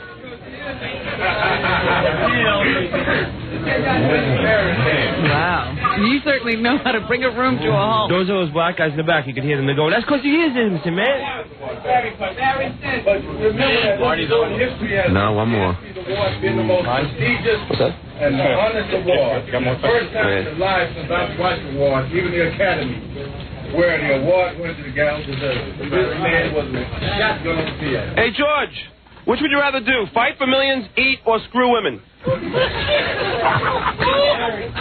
That's what happens now. You hear somebody yell and get him out of here. Oh, they didn't put them throwing me out? Yeah, they just... Yeah, here you are getting thrown out. Oh, why? What's the problem? I used to have them. Let's go. Oh, wait, what did he ask you for, press credentials? Yeah. Oh, I used to have them. I lost them. I used to have them. Well, I do have them. There you go. I do have them. Wait. Grill gave me his thing. Let's go. No, I do have them. Wait a second. Kook. Just had one. What's going on now? It sounds pretty bad. What, are they lifting you? Let's go. All right. I have to get my jacket or else you're going to have... That's throwing out John music. What's that music? Here we go. What's that? Listen, I got this gift for you. Let's go. It's not transferable. Well, that's he's with me. Oh, Gorilla handed you his? Yeah. And then she goes, it's not transferable? Exit stage left. It's not transferable. Not transferable. Get out. Get out of here.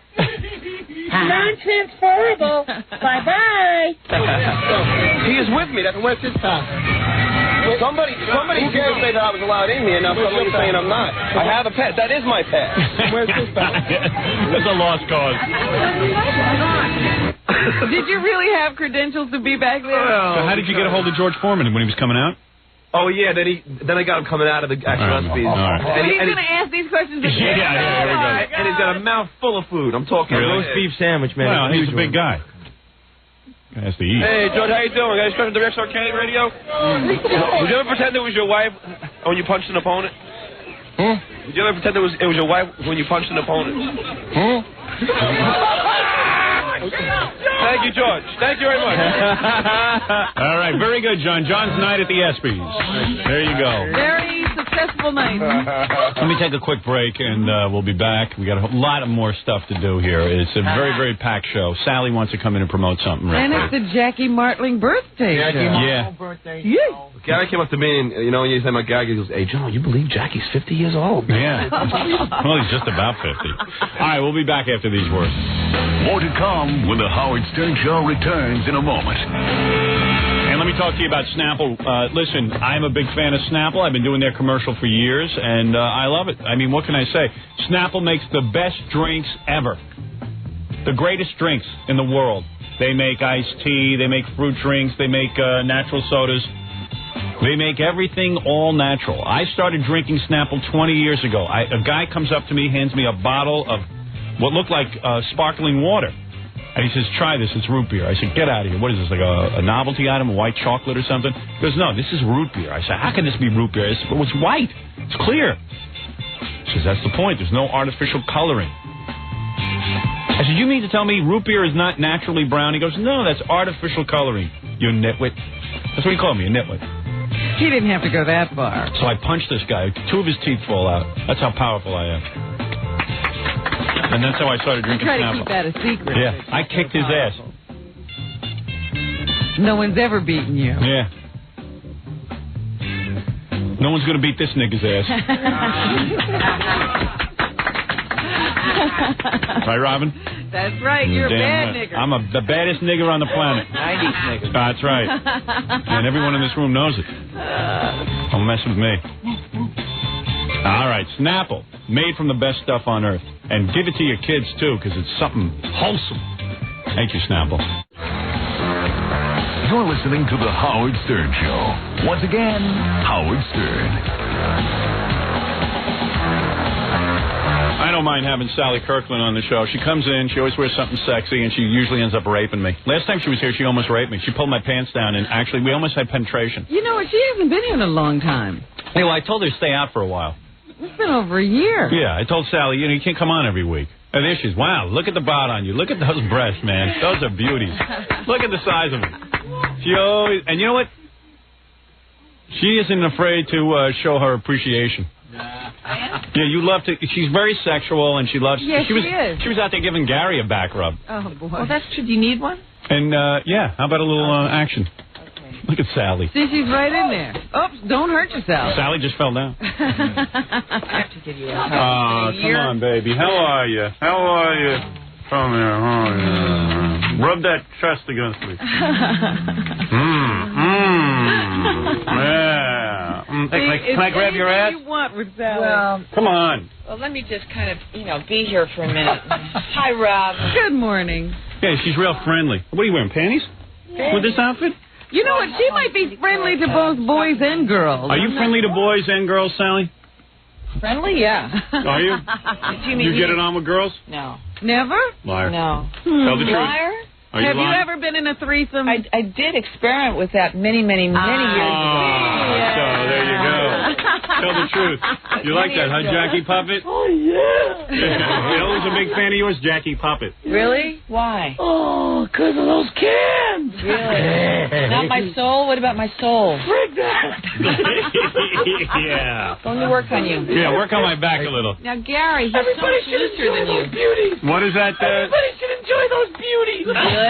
Yeah. Hey, Howard, did you ever see that great picture of Sally's soul naked in Vanity Fair? When Sally heard that I had a movie deal, she came in here, got naked for me, and sat on my lap, and we almost had actual penetration. Am I correct, Sally? Seriously, No, and I backed out. You had your clothes off, and I was sitting on you, but I had clothes on. You were naked. You had your top off. Yeah, but you had your clothes off, and you pulled my pants off. No, you took them off. Penetration. You remember I asked you for $1 million to take my clothes off, and you refused. So then, in return, you took your pants off for free. Sally wanted me to audition her for my movie. Right. When she heard movie, that was like, I'm taking my clothes off. And she got naked. She had no problem with nudity. Yeah. Where's the camera? I heard about this camera. Yeah, this camera's all over the place. Yeah, this camera. And your D cup's right over there. Yeah, we hid one in the bra. There's a camera there. This is great. So it's the same studio. Yeah. Oh, yeah. And you're not going to wig out on me and start crying and stuff this appearance, are you? No. All right. No. Remember the last time Sally started crying? Oh, Well, I can't even remember when the last time was. McClure telling me I sent away $2 to become a minister when, in fact, I went to seminary school for 2 years. Oh, yeah, that's right. That's what it was. Someone insulted Sally's hippie religion. Well, okay, call it what you will. But anyway, I am an ordained minister. I did go to seminary school, the Movement of Spiritual Unawareness, and there I was being accused of sending away $2. But when I make fun of her religion, she started squeezing my shoulders real hard. It hurt. Ow, easy, baby. Hey, come on. So how's Allison?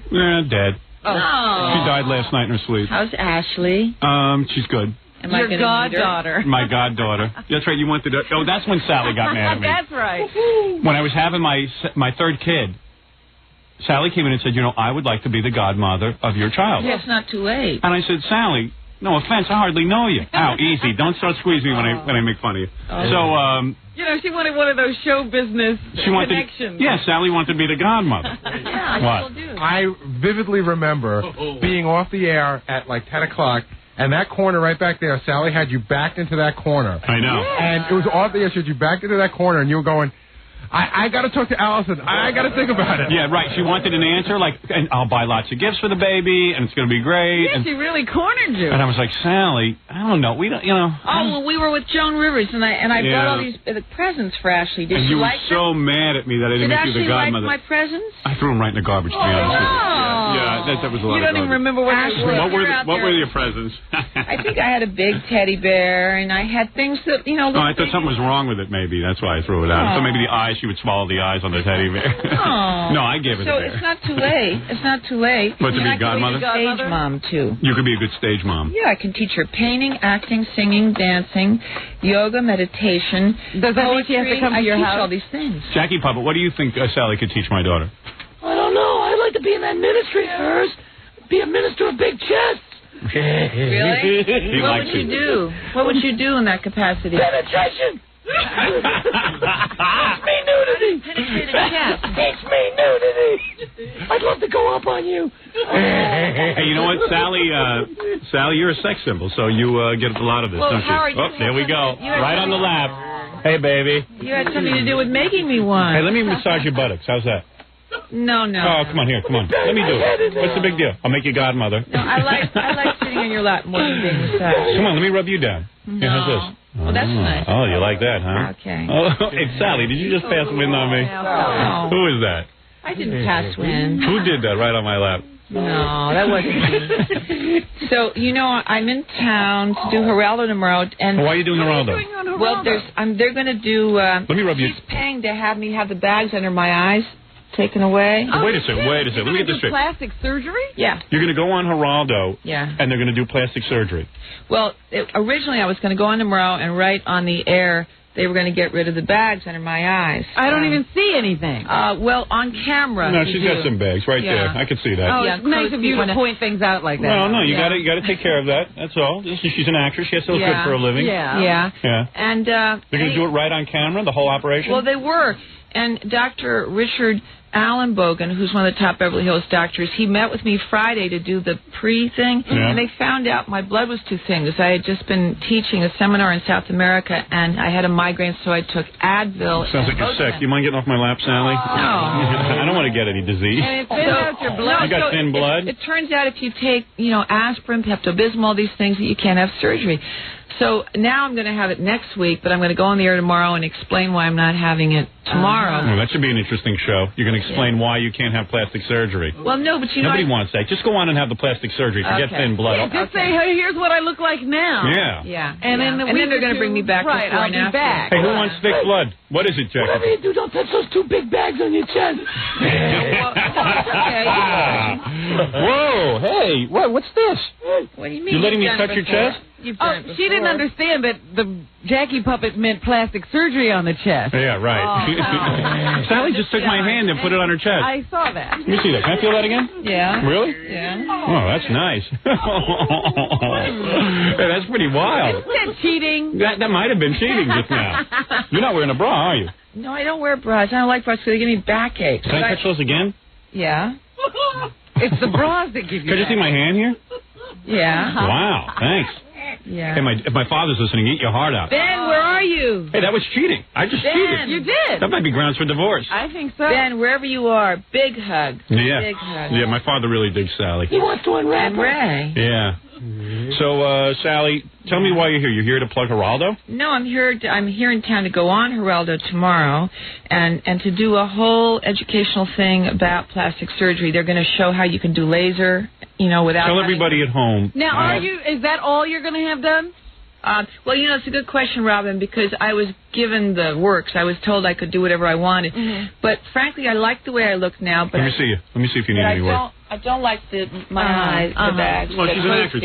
Get rid of the bags. And the crow's feet and, the uppers and lowers. You ever do your eyes before? I had an accident in France where my face was upside down, one eye was shut. Wow. Yes, I did have it done before 10 years ago to open my eye. Really? Put my Jesus, it was like Anne Margaret. You remember what was happening with you? No. They had to be put back together. Yeah. I'm also doing audio tapes on a book called Forgiveness and the Tao of Spirit by John Roger, and I brought you for Valentine's Day. It's just some kooky spiritual You know what? Maybe stuff. you should have had her do your book. Yeah, you should have read my book. I can't bear to read it into a microphone. Well, it's too late, huh? Yeah, I'm not into it now. Oh. Yeah. So that's just never going to happen. Robin, I can't read his book. Do my version of it. So are you working on any films or doing anything? Yeah, I just did. Can I come back? I just did Song of Songs with Peter Bogdanovich directing. Hey, let me rub your butt. Let me rub your butt. Come on. With you and butt rub. Yeah, come on. I'll give her a little massage, erotic massage. Here, how's this? When I'm sitting here, yeah, wait. How's this? Yeah, there you go, baby. How's that feel? Nice? Is she still with that young guy she had? You still got a young boyfriend? No. Did he dump you? Did he dump you or you dumped him? You got rid of him? No, it's not a question of anyone dumping anyone. It's just... I'm working on this butt. She can't even talk. She can't, look at it. Yeah, you can barely function. That's true. Let me rub your barely legs. Here you go. function. I like that even better. Yeah. Oh, that's nice. I can't think. I should do this to all the guests. Yes. So our mutual Are you getting hot? Are you getting hot? I'm getting hot. I'm getting very hot. Are you really? Yeah. Seriously? Yeah. You dig this, right? I do. Well, what happened to that guy? Don Buchwald? No, the guy you were dating. You were dating Don Buchwald? No. Hey, his wife's not going to like that. No. Hey, how you feeling now that I'm rubbing you? I really like this. Are you getting aroused? This is kind of a fantasy. Let me hear what you sound like when you get excited. Oh, Howard. Come on, that's it. Let's do a little acting. Go ahead. She says Howard to everybody. Yeah. Look, she can barely sit still. I'm joining in. Join in, Jackie. When's the last time somebody rode me? Yeah, when is the last time somebody rode you? Like a horse? Yeah. Okay. When's the last time you had sex? I think you need a good workout, baby. October. She can't even remember what it sounds like to be excited. Are you getting sexually aroused right now? I am sort of. This is new. I don't think you've ever done this before. No. Sally, I got an Oscar in my pants. Yeah? Do you do this to Allison every night? No. I haven't done this to Allison in years. You said you did it the other night. All right, I did it the other night. You like this, huh? You're very good. You've got healing hands. You're damn right. Right on your butt. Yeah. Hey, Jackie Papa, want to touch? Steamy bitch. Ooh la la. Do you do toes? Do you do feet? Sure. You do? Yeah. You want him to What do would your you do feet? with my feet? You know what? Sally was on the set of a movie once and demanded. Didn't you demand actual penetration Yes. with your co-star? Who was I know you asked me that before. That's not the way it went down. But there was this movie. She was doing a love scene. No, there was a movie. What is it, Gary? I have actually heard the story. What is it? Tell me the truth. What is it, Gary? The story that I Sally heard won't tell was, I knew somebody who worked for somebody, and their client was acting in a movie with Sally, and Sally was demanding penetration for a sex scene for the reality of it, and that this person's, like somebody from this person's office had to go there to make sure that didn't happen because he was afraid. Really? Oh, no. You're mixing up two stories. There's more than one of those stories. No. What it was that many years ago in the 60s, Rip Torn and I were lovers. And You were a lover of Rip Torn? Torn? The guy from the Gary Chandler show? Yeah. How's he in bed? Well, anyway, so we were lovers. How's he in bed? He was great. Really? Rip? Yes. He was my first older man. He was my first boyfriend. And what Sally, happened? are you easy? Easy? Yeah. What does that mean? Are you easy to get? You sound like you've had a lot of guys. No, I'm not easy to get. In fact, I've been celibate like 4 months now. Right, here, I'll keep rubbing you. Okay. What'd you say? You sound like a man-eater. A man-eater, yeah. Man-eater. Should I keep rubbing you? Yes. Yes? Mm. Okay, that's okay with you, Allison. Anyway, Allison don't care. So anyway, Rip and I had really been in love for some years, and the next thing you know, we were cast in this movie. Just get to the sex, yeah. And since we'd already been lovers, and there was a sex scene, I was very young back then, and I not knowing what you should and should not do, I said, "Can you put a stationary camera in the room? And since this man and I have been lovers, let's shoot the scene and do it, but let's have the camera in such a way that you can't tell for sure." Now, this is not a normal situation. All right, so wait a second. That's not the story we're talking about. You were on the set of some film. No, the story I heard about. I'm not. The story I heard about. Jackie Papa, didn't you hear what that? I heard? I'm not saying it's true. Yeah. They call him Rip. Robin, defend me. They call him Rip because he's so large he rips women. Oh. Is Rip large? Is that why they call him Rip? Well, Rip was a great lover. That's all Really? I can say. Rip? Yeah. My God, there's yogurt everywhere. You never thought that about it when you were working out. All right, now, Sally, so, wait a second. Let's do the plugs and stuff because I got to move along. Now, Okay. Sally, you're here to do Geraldo. They're going to take the bags out of your eyes and fix you up. Yeah, make my eyes. What kind of show is that? Where they it's a makeover? It's a makeover. He's also going to have plastic surgery himself. Is he really? Yeah. What's he having done? He's going to have his crow's feet taken away, and I don't know if there's anything else. Maybe his bunions, He too. should have his bag removed. know. Which bag is that?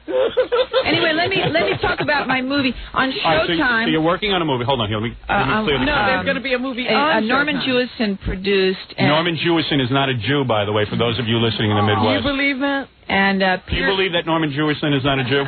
I really don't know. Howard. You don't know? No, I think he's a neat talent, though. I think he's a Jew. Well, he just doesn't know it. Jackie Puppet, what do you think? Jew.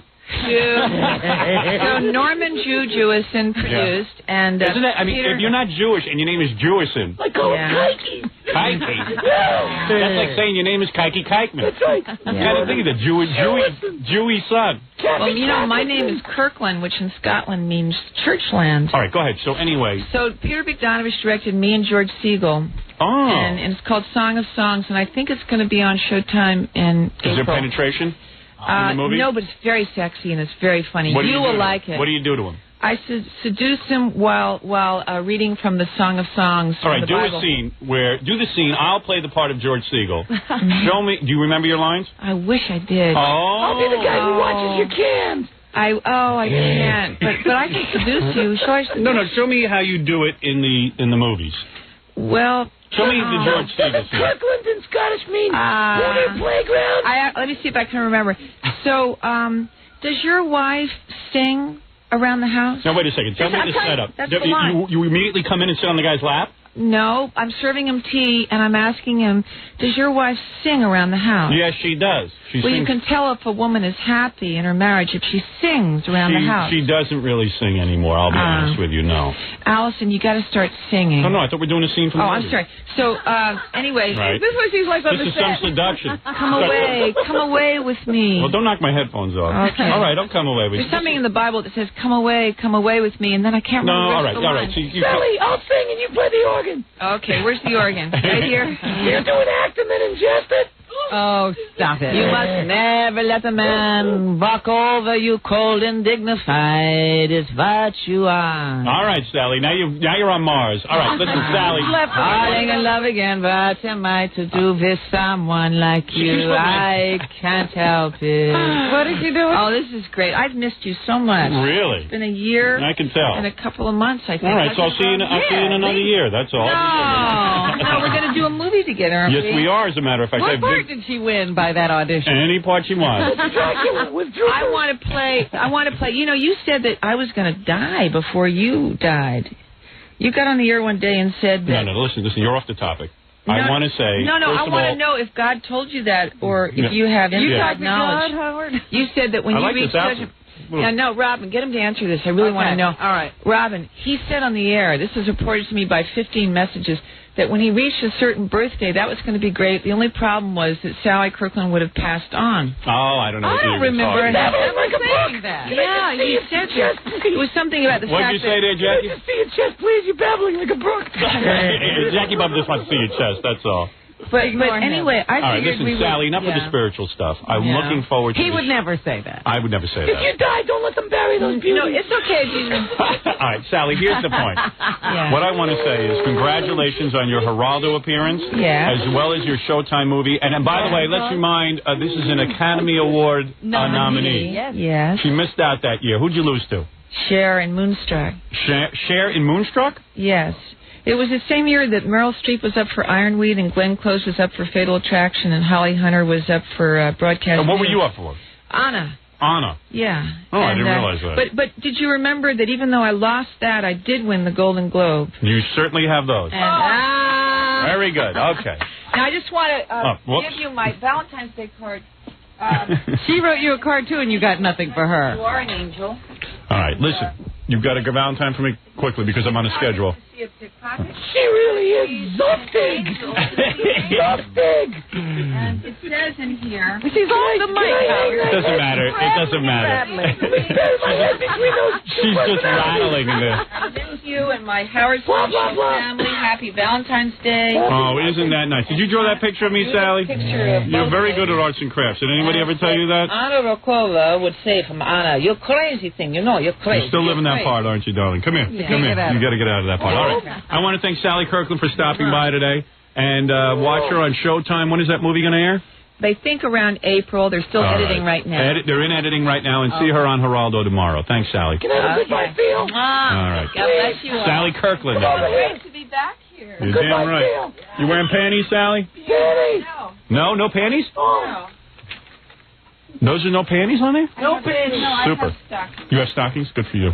That's what I'm just trying to figure it all out. We'll be back right after these words. We're back with the Howard Stern Show. All right. There's a lot to get through this morning, but I did want to get to one thing. It is Jackie's birthday, and every year he says, hey, how come every year is Howard's birthday and Robin always gets something? Why don't I ever get anything on the air? Never bothers to remember my birthday. So real quick here, I've asked the great comedian Bob Nelson. Bob, are you there? Happy birthday to you. Happy birthday to you.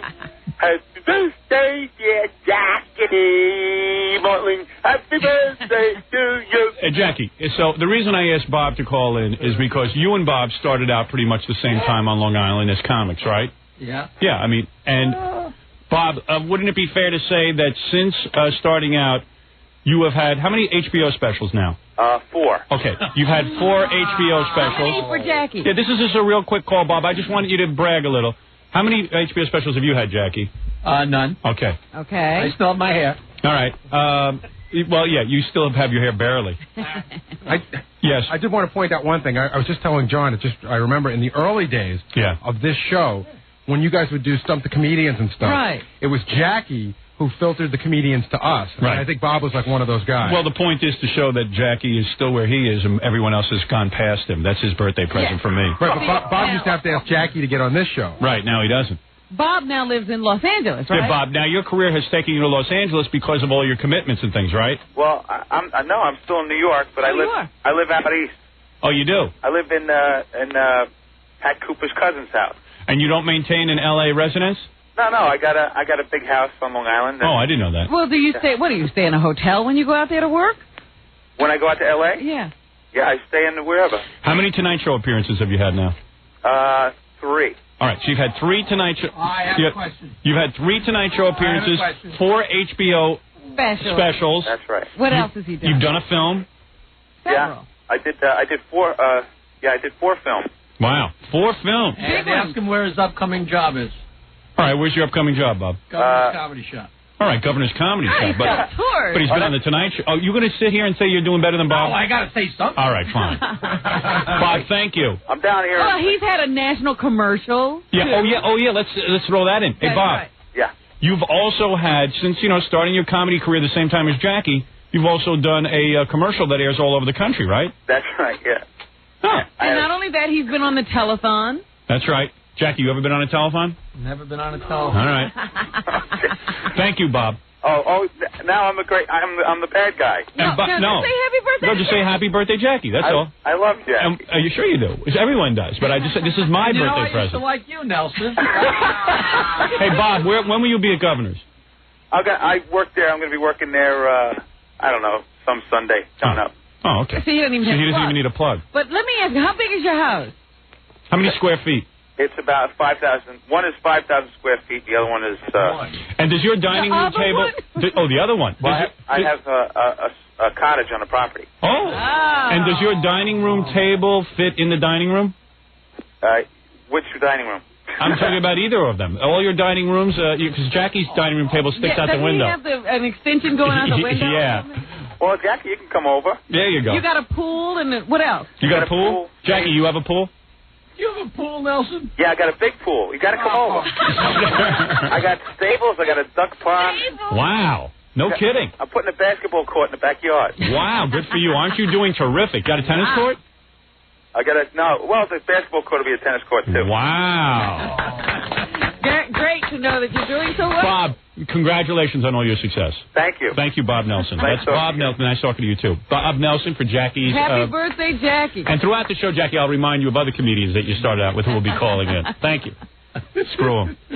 What do you ever do for me? By the end of the show, he'll be so angry. Oh, I'm angry now. Yeah. Oh, wait, it's going to get worse. It's going to get worse. It gets worse. That's not it? No, that's just the beginning. So I'm on Prodigy.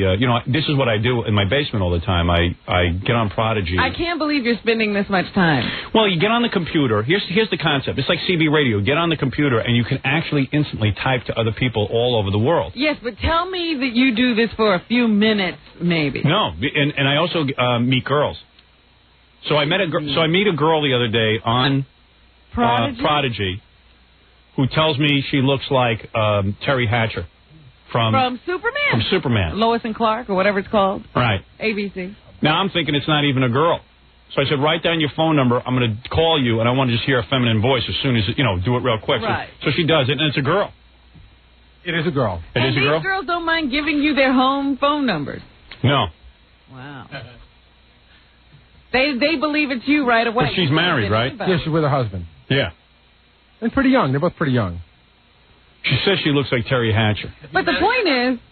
I can't tell from Gary's face if she really looks like Terry Hatcher or she looks like... Don't tell us. Don't tell me. Us.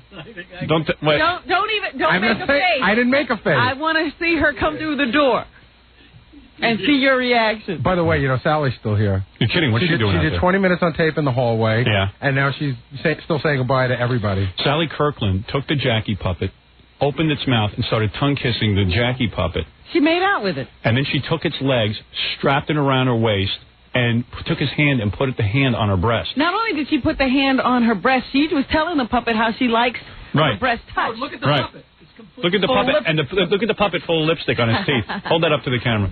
Look Look, it's pink. Yeah. Teeth are pink. She made out with a puppet for like 10 minutes and moaned. Moaning, singing. You know what? Yeah.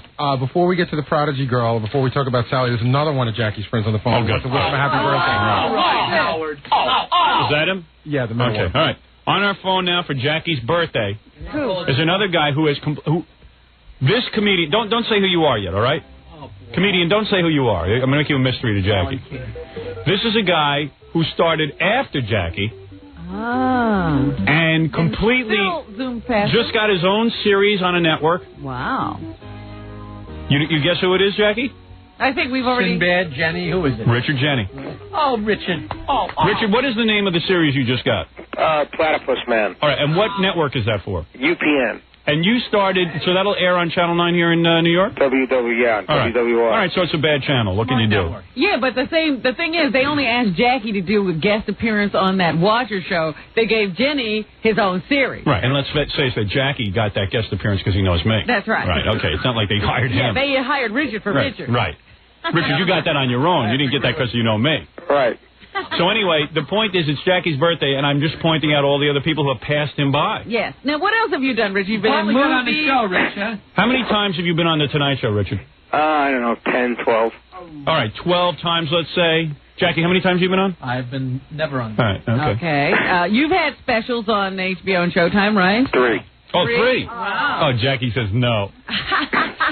You've had 3. Are you planning any in the future? Probably, yeah. Probably. I guess if the series doesn't You were work in the movie The Mask? Right. Also, national commercial search. Yeah. You were in a National Search commercial. And how many years later did you start in comedy than Jackie? I started around 82. 82. Jackie, when did you start? About 79. 79. So you started, you actually, when you got to the clubs, Jackie was already in the clubs working. And you asked Jackie for jobs. Right. Right. And now here you are with your own new series. You have 12 Tonight Show appearances under your belt. You've had 3 HBO specials. You've done national movies that have grossed over $100 million. And commercials. And commercials, is that correct? Yeah, I did a campaign for Search. And I'm stuck here. All right. Thank you, Richard. Wait a minute. I got to find out what his personal life is like. Where do you live now, Richard? I live in L.A. You live in L.A.? Yeah, what kind of house you got? I have a huge, gigantic house in the hills. Ooh. Really? Do you have a pool? Yeah, it has a pool. Wow. So you're living the real Hollywood. What are you driving? Yeah. A big, what do I drive? A Corvette. Corvette. And I also have a Jeep. Wow. Hey, Richard's the guy who actually found. Remember, Jackie's wife had Jackie had some people over the house. Yeah, let me just tell the story. I heard you talk about this thing. So, Jackie's wife, I don't know. She's a real skinny girl and everything. Bet you don't have a girl like that. Yeah. You're doing better in every way. So Richard was over Jackie's house. Yeah. That bomb of a place. That ramshackle place. Yeah, that horrible house of his. So they're having a party, and Richard has to go to the bathroom, but Jackie's wife is in there before him. Richard goes in and finds a log. It was more than a log. It needed an outboard and a sponsor. And so what did you do when you found it? What was it? What you were in a panic, right? Because you had to go to the bathroom. It was more than a panic. I'm really squeamish about that kind of stuff. Yeah. So what ended up happening? Well, did Jackie tell you a story of how it really? See, there's this long line for the bathroom. Right. It was the only bathroom, and there was a lot of people that had to go to it. Okay. Right. So I walk in, and behind me is this really pretty girl who I've been trying to sort of get with. And I get in the bathroom, and there is this gigantic pachyderm log. She should have passed out for getting noticed. So then you get in and you realize she must have just flushed and left and not looked. Exactly. So now I try to flush the thing, and it won't go down. And I keep flushing it, and it keeps not going down. And then you get into like a real dilemma, because the longer you stay in, the more it's going to look like you made the log. So at a certain point, I just gave up and just ran out. And then and I see this woman coming in next, and I'm like, "Hi, how are you?" Did you say you didn't do it, or did you just? It's what do you say? I checked the Emily Post book. You don't know what the etiquette is. I don't know. What is the etiquette on you're about to see a gigantic log that I didn't do. Right. So, I think everybody got... I think everybody got weirded out because it was like, you know, everybody was probably in the same situation. So probably almost everybody at Jackie's party wound up thinking that somebody else there thought that they made a huge Jackie, when did you realize that this was going on? When Jenny came running up to me hysterical and describing it. Oh, I see. All right. And then what did you do? You ran upstairs and chopped it up and got rid of it? Or did you leave it there? I don't really remember. I'm sure I was loaded, but I thought we went back up there and hacked it up and flushed it out. Well, those are those were the good old days when you guys were sort of on equal footing. We were but almost Richard the same, certainly bypassed you quickly, didn't he? Yes, he did. Well, congratulations to you, Richard. And Howard, in all fairness, Jackie has had a commercial, a television commercial. Yeah. We've all seen it. What was that for? The beer thing? Brew your own beer at home? Yeah, that's right up there with Search. It ran locally on Long Island. Yeah, very good. Thank you very much, Gary. That makes him feel a whole lot better. What I've missed your accomplishment. Richard, when does your TV show go on the air? It's on 9 o'clock. It's on 9 o'clock Monday nights. Okay. On WWOR. Well, we'll certainly check it out. Richard, Jenny, thank you. Okay, thanks, Howard. And Jackie, happy birthday, Jackie. I love you, Richard. Thanks, Richard. Bye. Bye. Richard Jenny, the comedian who passed Jackie right by. And finally gets on the show. Started after Hey, what about me? Still ahead. When's my boat gonna come in? Telling his bull stories. Yeah. Back when the bull story happened, I was sure I was gonna pass him by. Now he's insulting my wife. Yeah. Little did he know I'm the one that left it there. Boy, Bob Nelson has 2 homes on that property. Wow. And Richard Jenny, whoa, boy. Up in the hills, got a great view of L.A. Super. What are you going to do, man? All right, driving around in a vet. Let me take a break. I want to meet this girl from Prodigy. Right. She doing better than me. All right, we'll be back right after this. You're listening to the Howard Stern. All right. Once again, Howard Stern. Anyway, so I go on the Prodigy service, and they, a lot of girls rap to you. That's what's fun about it. But they can't possibly. One girl I'm talking to. You don't even like women. Why do you get off on talking to love a women. computer? Because they give you cyber sex. You haven't done that yet. They tell you like they're naked and. Oh yeah. This girl's been telling me she's been driving me nuts. She's been telling me she looks like Terry Hatcher. And she's naked. Oh yeah. Yeah. All right. So I said, hey, if you're so good, why don't you come down here? Let me look you over. Yeah. So she's going to come down and let me look her over. No, she's here. Yeah. And she's about to come in and let you look her over. Yeah. You ready? Yeah. Ready How for do I your look? fantasy to end? How do I look? Yeah, Why right. did you tell her you Why look did you? Well, she knew who I looked like. She told me I'm really hot, and yeah. Let me take a look at her. She told me I better not be mean to her, or else she. Well, why would you be mean to Terry Hatcher? I don't know. She wants to use her name that she uses on Prodigy. Oh, okay. This is Gary Puppet 2. Oh. Gary Puppet. That's her name on Prodigy. Okay. Now, come on. Wait a second. You do not look like Terry Hatcher. Are you crazy? Well, she's got the hair. You look like Ricky Lake. I mean, you look like Ricky Lake thin. You know what I'm saying? You don't look like Terry Hatcher. A little bit. Oh, you don't look anything like Terry Hatcher. If you close your eyes, maybe. And I was having sex with her the other day. I had sex with you the other day. Yeah, so? She told me she's naked. I don't even know if you were really naked. Were you really naked? Yeah, you really were? The truth about anything. And, she was real good at it, too. Oh, yeah? Thank you. She was telling me all this stuff she would do to me and I would do to her. And But you don't look like Terry Hatcher. That's misleading. I mean, you got Terry Hatcher's hair. Guys, does she look like Jackie Puppet? Does she look like Terry Hatcher? What are you doing with the Jackie Puppet? Well, Terry Thomas. Surely people confuse you for Terry Hatcher. I mean, you're an attractive woman. Don't get me wrong. You kind of look like a thin Ricky Lake. Oh, okay, thanks. That's okay. All right, if you say so. I thought you were going to wear a mini dress. It's freezing out.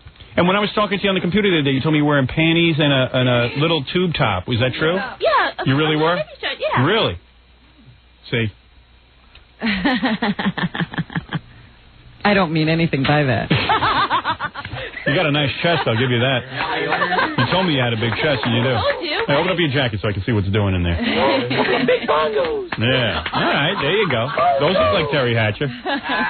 Bingo bongos. Because every girl I talk to on there tells me that they look like... I was more beautiful than the next. I was on the Prodigy service the other day with this girl. Uh-huh.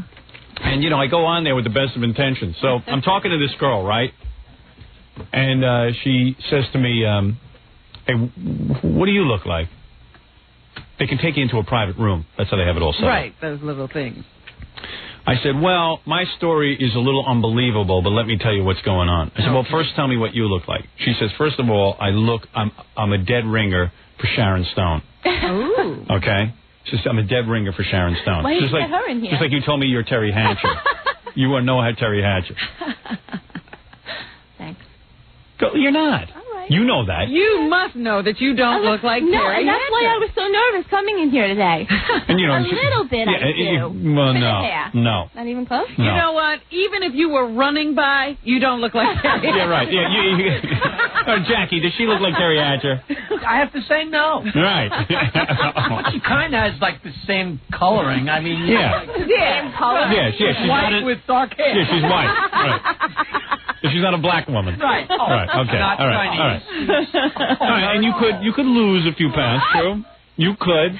Yeah, I told you I wasn't. I thought I was having cyber sex with Terry Hatcher. I told you I wasn't thin. Because my theory is no good-looking girl sit by their computer, sitting and talking into it. I don't think that any of the supermodels have ever heard of Prodigy. But every guy wants to believe. I'll tell you something, Howard. I say stop typing and jog. That's what I do. That's what I'm starting to do. I'm sworn off Prodigy. You look beautiful. Don't get nothing. She's a lot better looking than you would think. Yeah. A girl sitting at the typewriter would. Yeah, I'm shocked you're this good looking. I am really shocked you're this good looking. I am very busy. It's just when I'm home. All right. That's what I do. Take it easy. Take it easy. All right. So get this straight. So I'm on that thing, right? She says you're a dead ringer for Sharon Stone and blah blah blah blah blah. Okay. She says, "What's your story?" So I'm not, you know. She doesn't know who I am. I said, I'll tell you my story. I'm a guy who... She goes, who do you look like? I said, you're probably not going to believe this, but I'm in modeling. I've been modeling for 5 or 6 years. And I dropped out of dental school to become a model. And I didn't even want to become a model. I don't think I'm good looking. But everyone tells me I look like Brad Pitt. Because I have long blonde hair. And every time I go out on modeling jobs, this is why I'm giving up modeling. Because... every time I go on modeling jobs, they say, oh, you're trying to look like Brad Pitt. And I look like Brad Pitt before Brad Pitt looked like him. And why are they all doing this to me? You know, yeah, this is great. I'm identical to Brad Pitt. Now everyone thinks I stole his look. So this girl's going, give me your number. So you have to quit modeling? Yeah. So this girl goes, give me your number. I got to get your number. I said, I can't give out the number because I'm staying with this girl right now. She's not a girlfriend. She wants to go out with me. But I got a funny story to tell you. I was on a modeling shoot today for an underwear ad, and I was in this skimpy underwear, and these 2 gay guys try to pick me up. She goes, you must be so hot. I want your number. I want to go out with you. Can I meet you now? I don't even know how the two of you are able to use a computer. This is so dumb. All right. Wait, you'll be doing it. Everyone wants you to get on. You'll be saying that you're Terry Hatcher in a few weeks, right, too. Sure. I'm telling you. You get caught up in it. So this girl goes, I don't care where I have to meet you, where I have to fly in from. I'm telling you. She's ready. Yeah, she's ready. And I just left her. I just said, I got to go. Goodbye. Oh, and she goes, jumped off. She goes, I'm going to stay on here all night waiting for you to come back. I would have too if it was Brad Pitt. Yeah, right. But you're married and stuff, right? Yeah, married. She's and always your married. husband doesn't mind you on the computer playing with other guys' minds sexually. Yeah. I had her getting off the other night, right? Didn't you? Did, yeah. Yeah. And what does that mean? I just told her, you just type in what you're going to do, and then they get crazy. Oh. She was on her computer going wild. My husband loves it. Yeah. If he comes home to me like that. Yeah, I mean, it's not cheating. All you're doing is typing, right? It's so weird because he could just have her get up and he could just sit down and continue. Right. But let me ask you something. If your wife was on the phone turning some guy on, would that bother you? Yeah. Uh-huh. Well, I have a reason for doing it, though. Yeah, right. I'm working up material for, whenever I write another book sometime. So, right?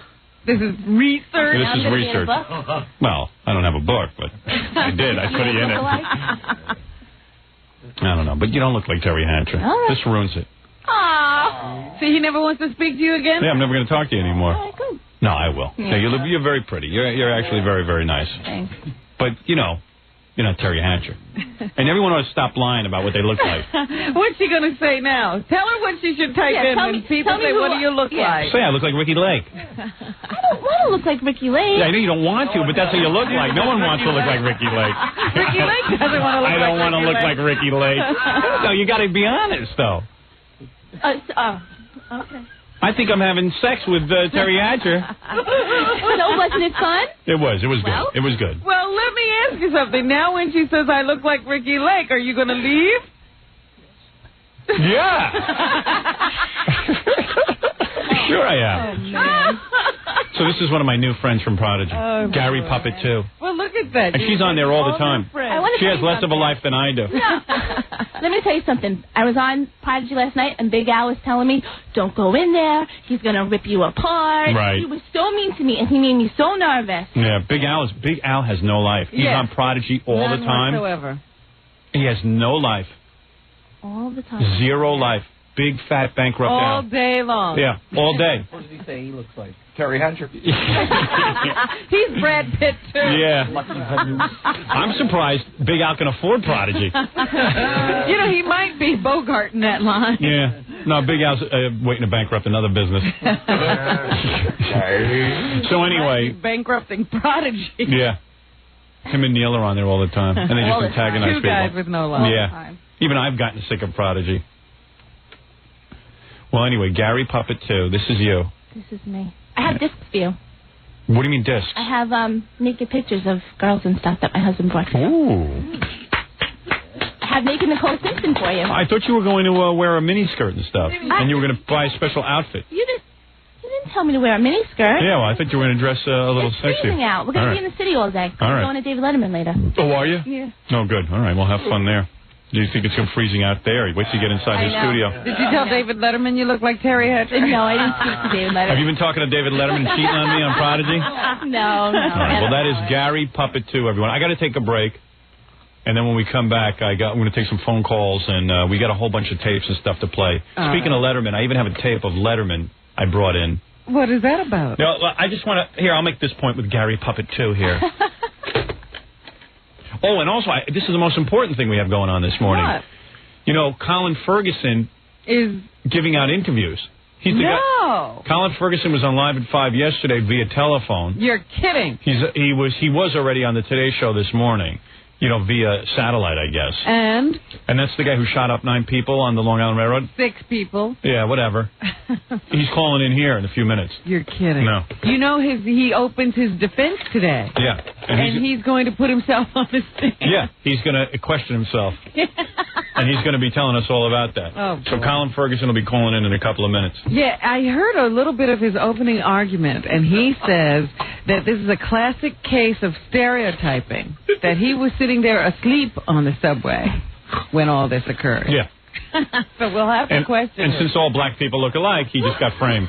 Well, it wasn't even a black guy as far as he's concerned. Turned on seeing me up close? Yeah. Really? Mm-hmm. And she always writes me on the computer how turned on she is by me. Feeds my ego. It's true. Well, who's her husband? I want to see him. Hey, where's your husband? Let's see how great he is. In the lounge. Is he? Does he want to come in? Does he want to come Who in? does he look like? Let me see how bad her eyesight is. Who does he look like? I don't know. He Yeah. looks like my husband. Christopher Reeve. Yeah, tell me who he looks like. I don't know. Brad Pitt, no. All right, let me see your husband real quick. Because he's got to know that he's going to lose you soon. What? No way. You are so horny. You're dying to cheat. Please. How many You're on guys fire. did you have before him? You didn't get it out of your system. This is a girl. I'm 22, Robin. She's 22. You didn't get it out of your Well, system? she tells me she's 22 and she looks like Terry Hatcher and I'm like, this ain't gonna be. Oh, you know who you look like? Brad Pitt. You look like Ricky Lake. Hey, man, you better hold on to your wife, dude. She's ready. It's that bad. Yeah. It's that bad. It's that good, Brian. Oh. Look at the tight ass you married. He's all uptight. You better mellow out, man. No, he's not. You better get your wife. You better get your wife off Prodigy. I'm telling you. You better She's looking for another lover. If I was you, I would take Prodigy and throw it out the window. I don't really know what goes on when I'm not sad. Yeah, she's on there all the time. She's on there more than me, and I have no life. Trawling for guys. Yeah. No, I'm not. That's what you do. No, I'm not. You know when I'm home. How often am I home? I usually go in at night. Yeah, I don't know. Check the Prodigy bill. Do you ever see the Prodigy bill? How big is it? How is it big every month? What is the Prodigy bill every month? One week. The first week she's really started getting into it. Yeah. $100. $100 for the week. Yeah. Oh, now what's it up to? I don't know yet. Might be a couple of grand. It's not as much because I started grad school again, so it's not as much. All right, yeah, well, you better that's right. What are you going to be studying in grad school? Speech pathology. Yeah. Maybe you should take typing. No, you're lucky. He looks stupid, so you're lucky. I think you can get away with it. Let you do you're right. this, yeah. You're very lucky. And he'll believe every lie. Anyway, so Letterman, when I went on Letterman the last time, remember I came out in the OJ T-shirt, and Letterman, says it's not proper to make OJ jokes, and he left me hanging and let me die. Yeah. So here's what Letterman said to me. Because, Letterman makes OJ jokes now all the time. All the time. Right? Does he make OJ jokes all the time? Yes, he does. Here is what David Letterman said to me that night. I'll tell you my problem with the situation is double homicides just don't crack me up the way they used to. Yeah. So he totally ruined what I was into. Got on my ass for doing it.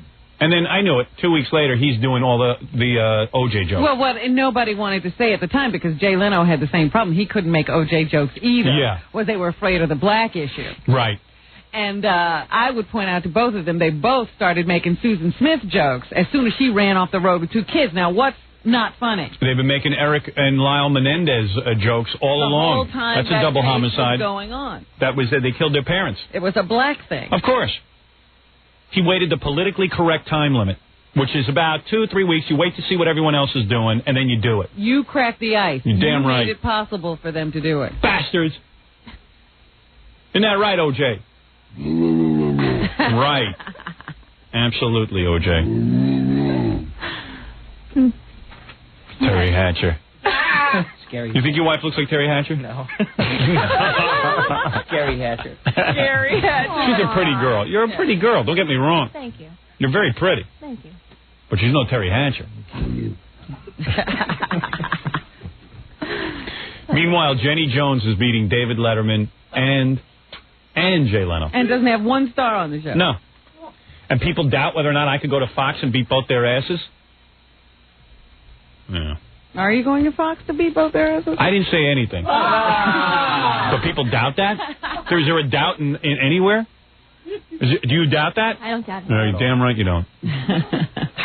That Ed Sullivan Theater will be empty and cold when I get done with those guys. He could beat them as sure as you're Terry Hatcher. Damn right. Yeah. Oh, boy. Well, anyway, listen, Gary Puppet, too. Thank you for coming down here on the show. Want to give me a hug? Would that get you off? Yeah. You mind if I hug your wife? Right ahead. Yeah, she's real horny for me. I mean, she's real horny for me. And she loves Stuttering John, too, right? Oh, yeah? Yeah. Hi. Hey, that's Gary Puppet, too. John's on Prodigy all the time, too. Hey, by the way, I'm getting off Prodigy. I'm going to join something else because, you know what? We're doing all this free advertising for them by Goodman. Yeah, I don't know why you were doing it. I don't know. It was faxing me. Why is Howard I don't know, but I talk about... Prodigy? I don't know. I mean, I don't get anything for it. Hey, John. Yeah. That's Gary Puppet, too. I know, unbelievable. I had a different vision. You had Terry Hatcher. You guys are terrible. No, you set yourself up to be Terry Hatcher. You look like Terry Hatcher. What were they supposed to do? A little. But you know what? Howard, it's almost better that we didn't see it, Right. Well, because you're visioning Terry Hatcher. Yeah, because you really have this vision. I always vision, like, big-breasted blondes with, and it's... Right. Well, this is the thing. You got to be careful on there. That's what I'm pointing out. She's cute, though. She is cute. You're real cute. But you're not Terry Hatcher. No, I know I'm not Her Terry haircut Hatcher. is Terry Hatcher. Yeah. You really can't force these fantasies, Howard. She's got a nice Leave chest. them in the computer. Oh, yeah? How's your wife look naked? Nice? Sure. Yeah? Can we see? You mind? All right, listen, we'll be back after these words. Thank you, Terry Hatcher, Gary Puppet, too. The Howard Stern. I know, we'll be back.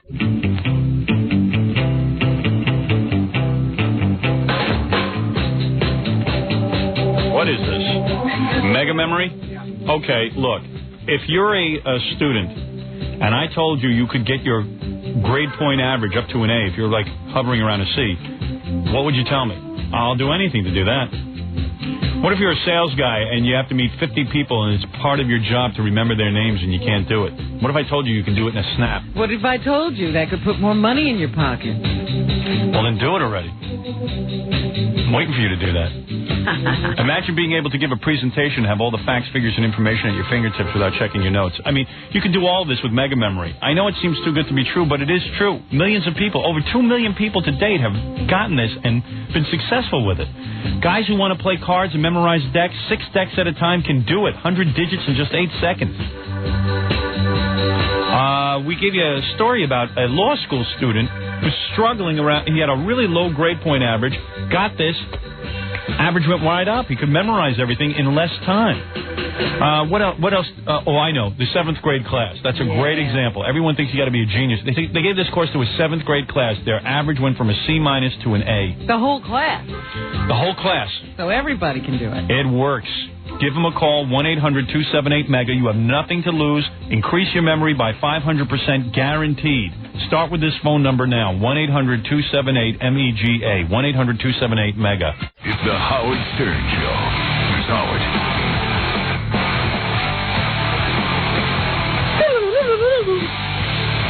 I think... I think the Colin Ferguson call should be coming through any second. Okay.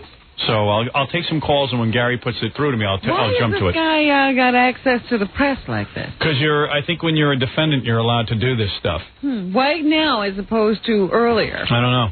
Is this some plot he's hacking out? Yeah. Let's go to San Diego, our newest market, where this is our second day in San Diego. Already we are number 1 in San Diego, I understand. Everyone has abandoned the guy Chainsaw and Jim whoever. and Jeff and Jer. Yeah. Jeff and Jer and Chainsaw. If we can't win in San Diego, we ought to go home. This could be it. This could be the end of our careers. Hey. Hey. What can I do for you? Hey, I got some dirt on Jeff and Jerry you might want to know. Well. Dirt? Well, actually, it's I used to work with one of their wives. Uh-oh. Wait a second. Maybe I ought to... tell me this off the air, and then... No, it's nothing dirty. It's clean. Anybody. It's clean. Is it really? Yeah. Anyway, I'm glad you're in this market. Finally got some... Wait. I'm gonna skip this. Yeah, really. I bleeped him off. We don't need that. Yeah, I don't need that. You know what it is? We don't need that to beat them. Yeah, we don't really need that information, and it's the kind of thing you can't really substantiate. Yeah. You know, whether it's true or not. Write me a letter.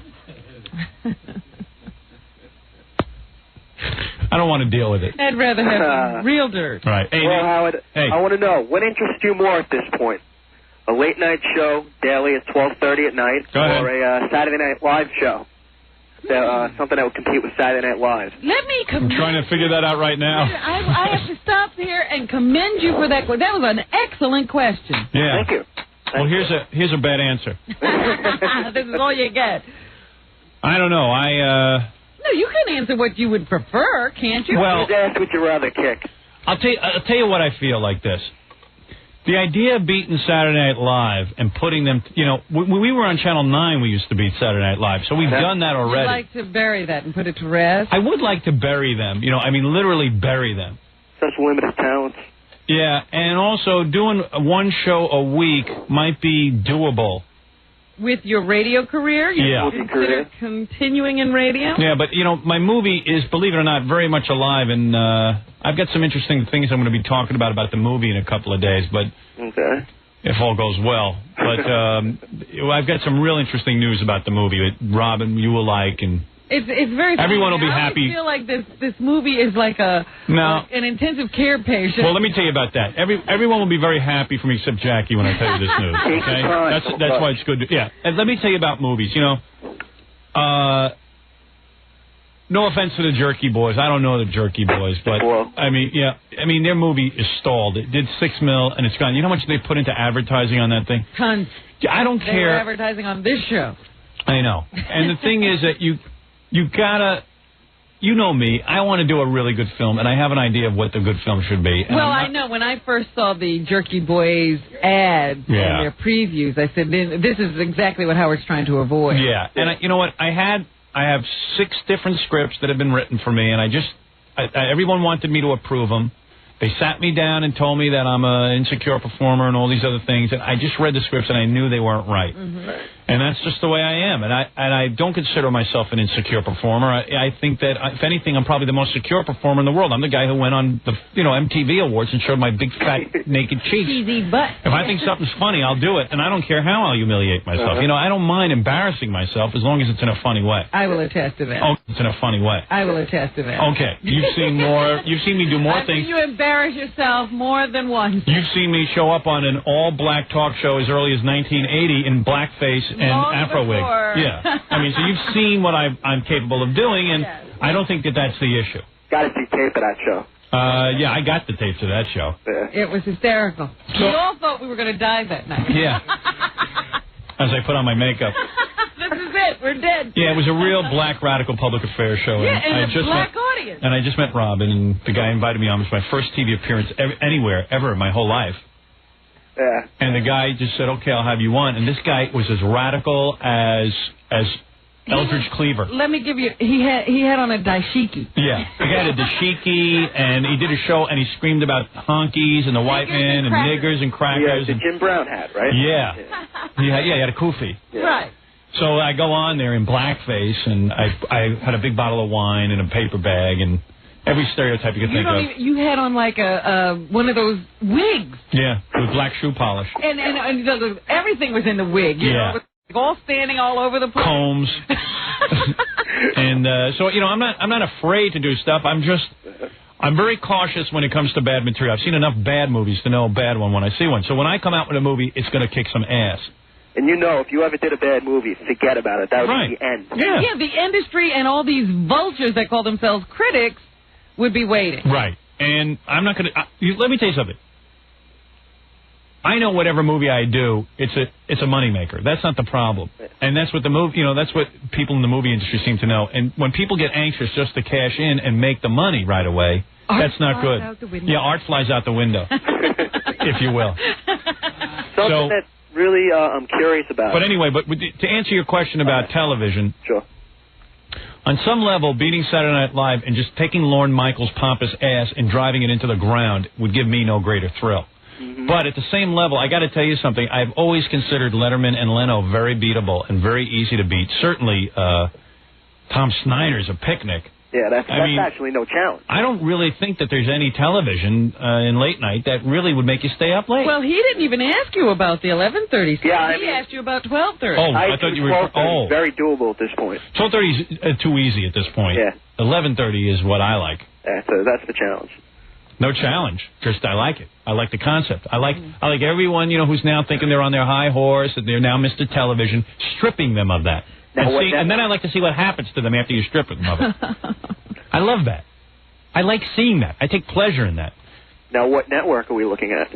I'm not looking at it. I haven't talked to anybody. Didn't you hear him mention he just screamed out the name Fox a few minutes ago? I screamed out the name Fox. I screamed out the name Fox in jest. What about the two new networks, UPN and Warner? They don't count. Yeah, they don't count. They don't count. That's like being not on television. Yeah. And that's not a network. All that is not works. Yeah. You know why that's not a network? What? It's the same stupid syndication deal, and they're just calling it a network. Right, yeah. Only they're shoving in 10 billion bad TV shows. Syndication used to be you buy up a bunch of great TV shows and show their reruns. Yeah, now they buy a bunch of bad shows and call them a network. Yeah. At least when Fox started, they had like one or two good ones. Yeah. Children and maybe one other, but that was about it. Fox is making headway because Rupert Murdoch is... Here's the difference between networks and Rupert Murdoch. Rupert Murdoch is one guy. He's the one guy you answer to. He's the one guy who makes things happen. There's no committee. At a network, there's committee on everything. If you're at a network and one guy loves you, the next day he's going off to do some telephone company deal. And Stringer? What? Howard Stringer? I'm just saying some guy. And then the next day, the next guy who comes in hates you. Yeah. And who is that? Who do you think is going to run CBS next? I don't know. What do I know? I don't know any of these. He seems to think you are controlling the industry at this point. I'll run CBS. Well, you're more inside than me. I tell you who runs CBS. David Letterman runs CBS right now. That's the guy they answer to. How much they all money sit did they and possibly make? They cower. They make a lot of money off that show because there's nothing on that beats it. Jay Leno sitting there with those. I don't want to offend anybody. I tell you something you could bring to late night television. Jay, live commercials. Yeah, that's what I want to innovate. Well, I'll tell you one thing. If I ever go back on television, and I don't mean the E-Network, that's not like being on television. No. If I go back on television, I'm not doing one friggin' live commercial. You can bet on that. That's going to be the deal. That's it. I'm not getting involved otherwise. Oh, do you know I'm your biggest fan, and I've never seen the E! Show?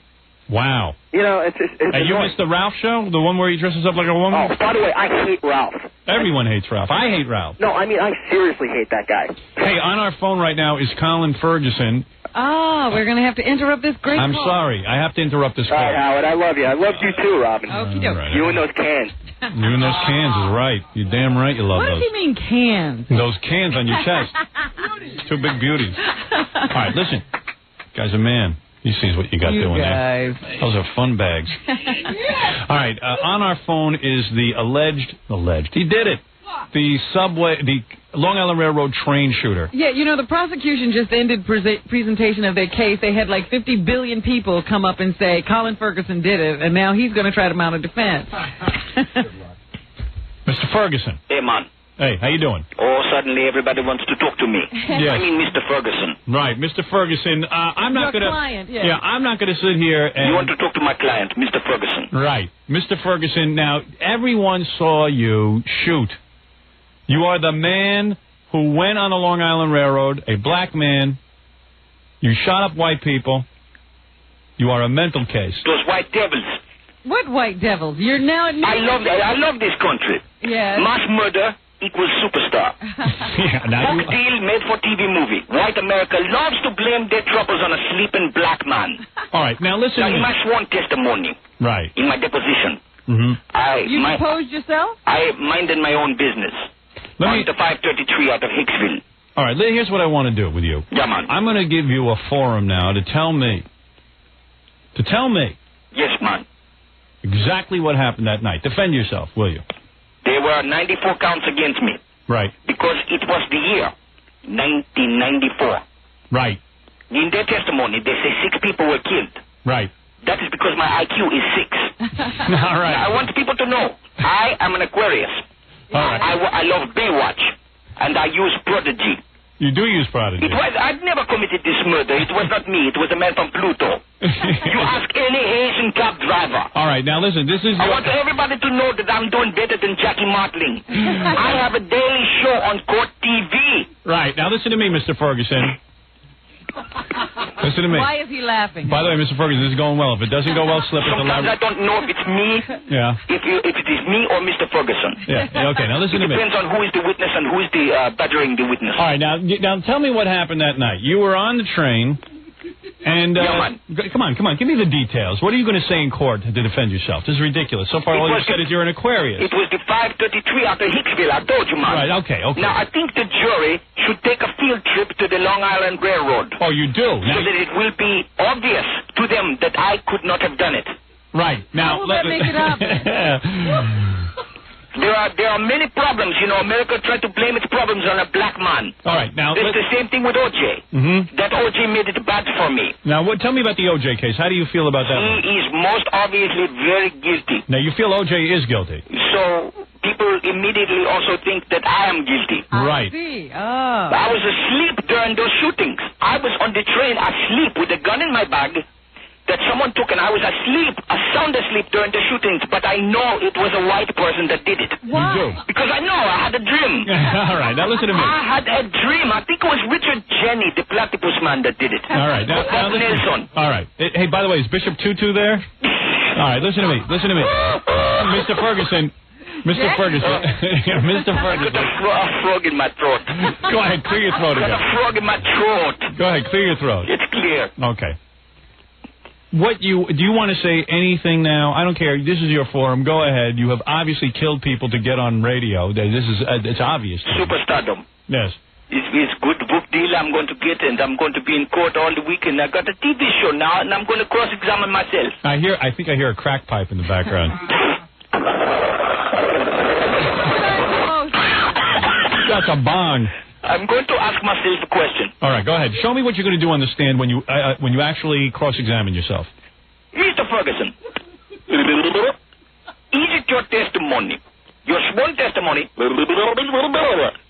All right. That I understand. But you must tell the courtroom this. Maybe it's time for you to slip into Larry Fine. Is Larry Fine there? Hey, I'm warning you. All right, very good. Get that darky off the train. He's got a gun. All right, thank you. Get the darky off the train. All right. It's time for Billy to come back in. Yeah, come back in. Let me where I can actually orchestrate you. All right, let me take a break. I really thought you were going to have Colin Ferguson. Oh, don't be stupid. You know I can't get anybody. You know the show has no clout. I thought finally. You know, you really did. Really pulled. Did you really think I was going to do that? Yeah, I stood right in there and I said, "You really got Colin Ferguson?" And you said, "Yes, you lied to me." At what point? You never lied to me before. At what point did you realize it wasn't Colin Ferguson? Oh, when Billy picked up the phone and said, "Good morning, man." Oh. Well, what are you going to do? Well, listen, we were lucky to get Sally Kirkland this morning. I'm not going to be able to get Colin Ferguson.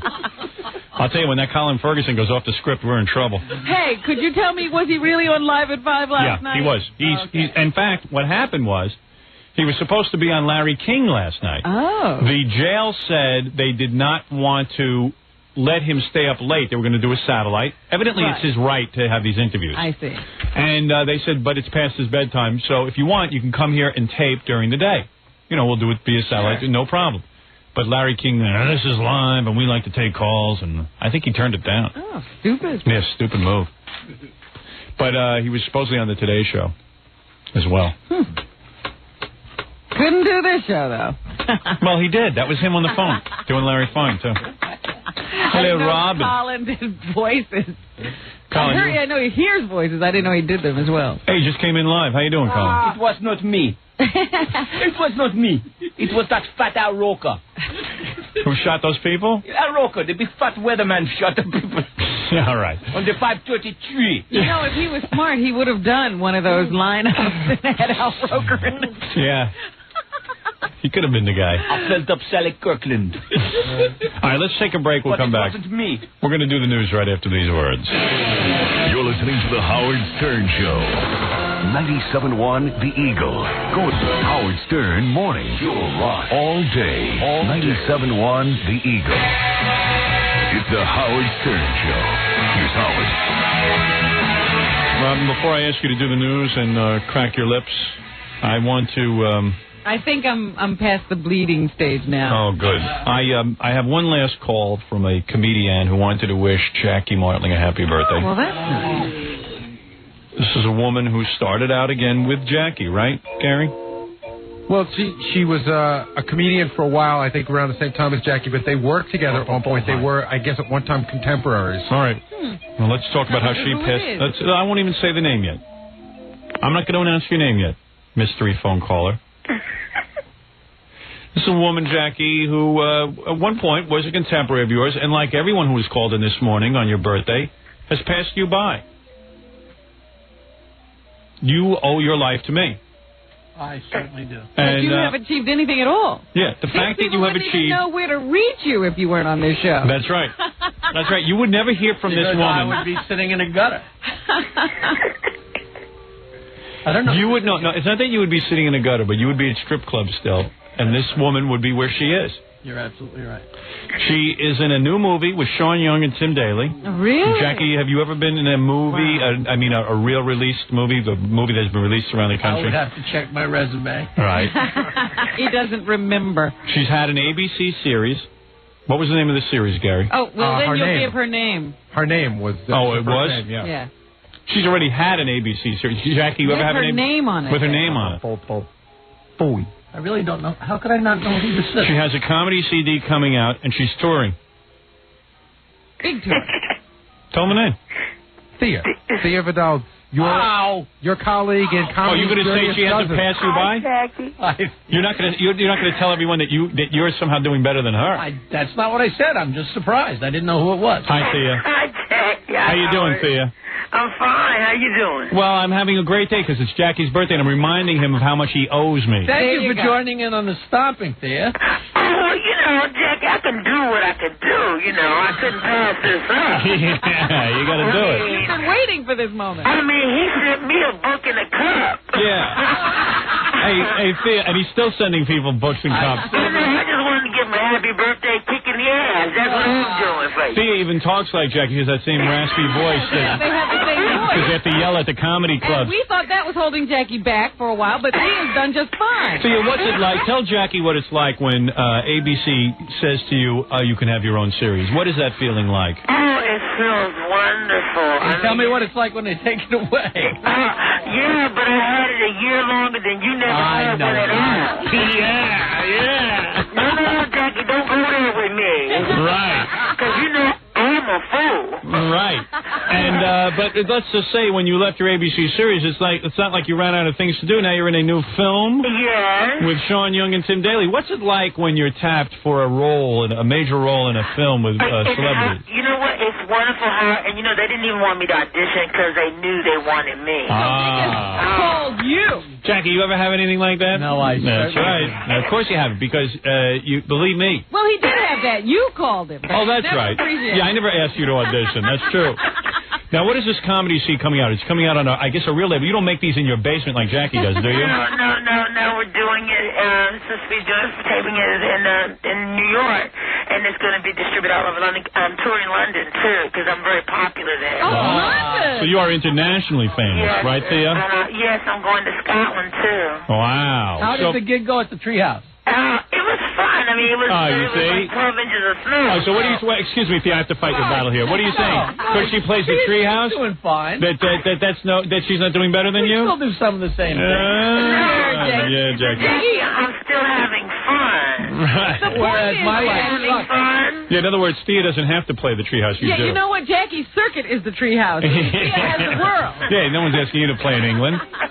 So anyway, Thea, I think I'd be comfortable in saying you started around the same time as Jackie, and now you have completely passed him by. Is that right? You can say that. They were in a movie together called Comedy's Dirtiest Dozen. Well, let's name the people in that movie. I'm very famous for being the only one in that movie that didn't have anything happen. Tim Allen was too busy to call in this morning. Right. Stephanie Hodge. Who else? Chris Rock. Saturday Night Live. Right. Wasn't it Monty Hoffman had 2 series. Right. Yes. You see, everyone's done well from that. We had a lot of fun. Lenny Kravitz, he now has a record album. Yeah. That's right. Anyway, Thea. Yes, darling.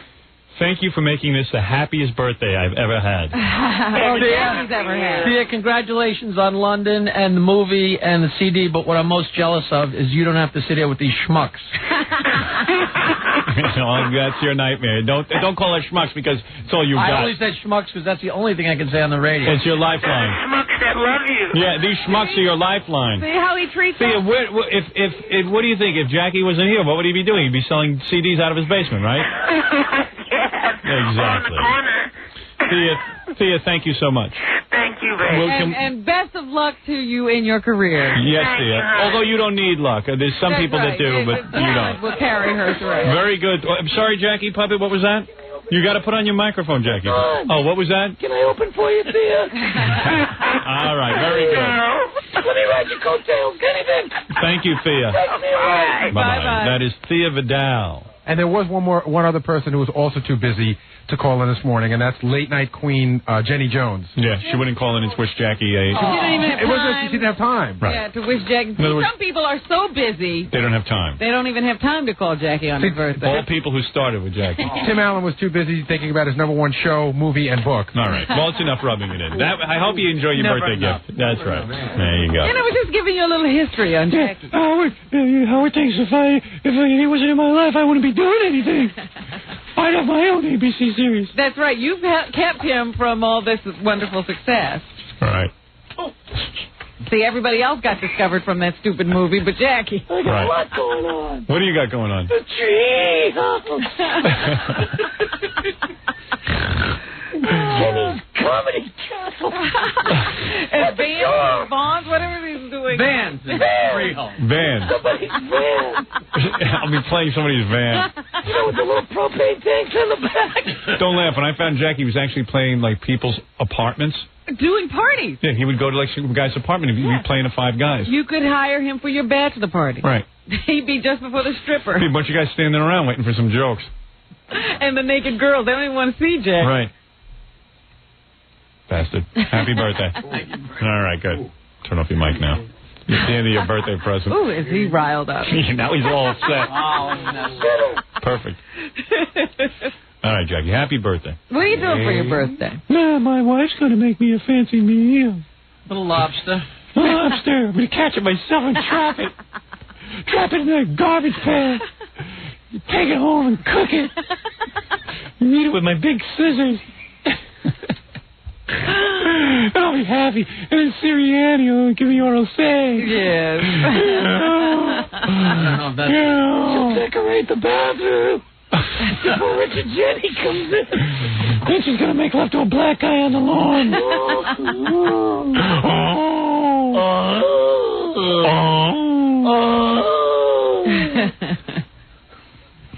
Hey, no one faxed me any negative articles from San Diego. Hey, Fafafui, did you tell people in San Diego to fax us, like the people who work there? No, Wolf, I forgot. Yeah, there's no possibility that none came out. Yeah. Somehow I don't buy that. Wolf, I forgot. But no, you didn't. Yes, I bet did. you forgot. No, I didn't forget. That's the first thing you tell somebody. All right. Very good. It's 20 to 7 in the morning there. And the fax machine isn't working? The morning producer should be sending stuff over. All right, very good. Thank you. They're told. Sure they are. He's going to rush to the phone now and call them. No, why don't you call and ask the program director? Because I already know. I know. I stand behind it. Why don't you call and ask the general manager if he knows that they're supposed to send articles over? Mm-hmm. Newspapers aren't out yet, huh?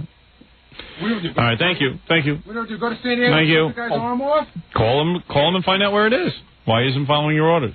All right, thank you. That's my producer, Fafafui. Mr. Follow-Up. Mr. Follow-Up. That's his nickname in the business. Go ahead. Follow-Up. Foul-up or follow-up? Foul-up. Mr. Foul-up.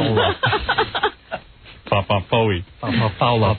Sit in here and goof on me. Yeah, he arranged those phone calls, didn't he, Jack? Yeah. Those he got. Yeah. Oh, hi.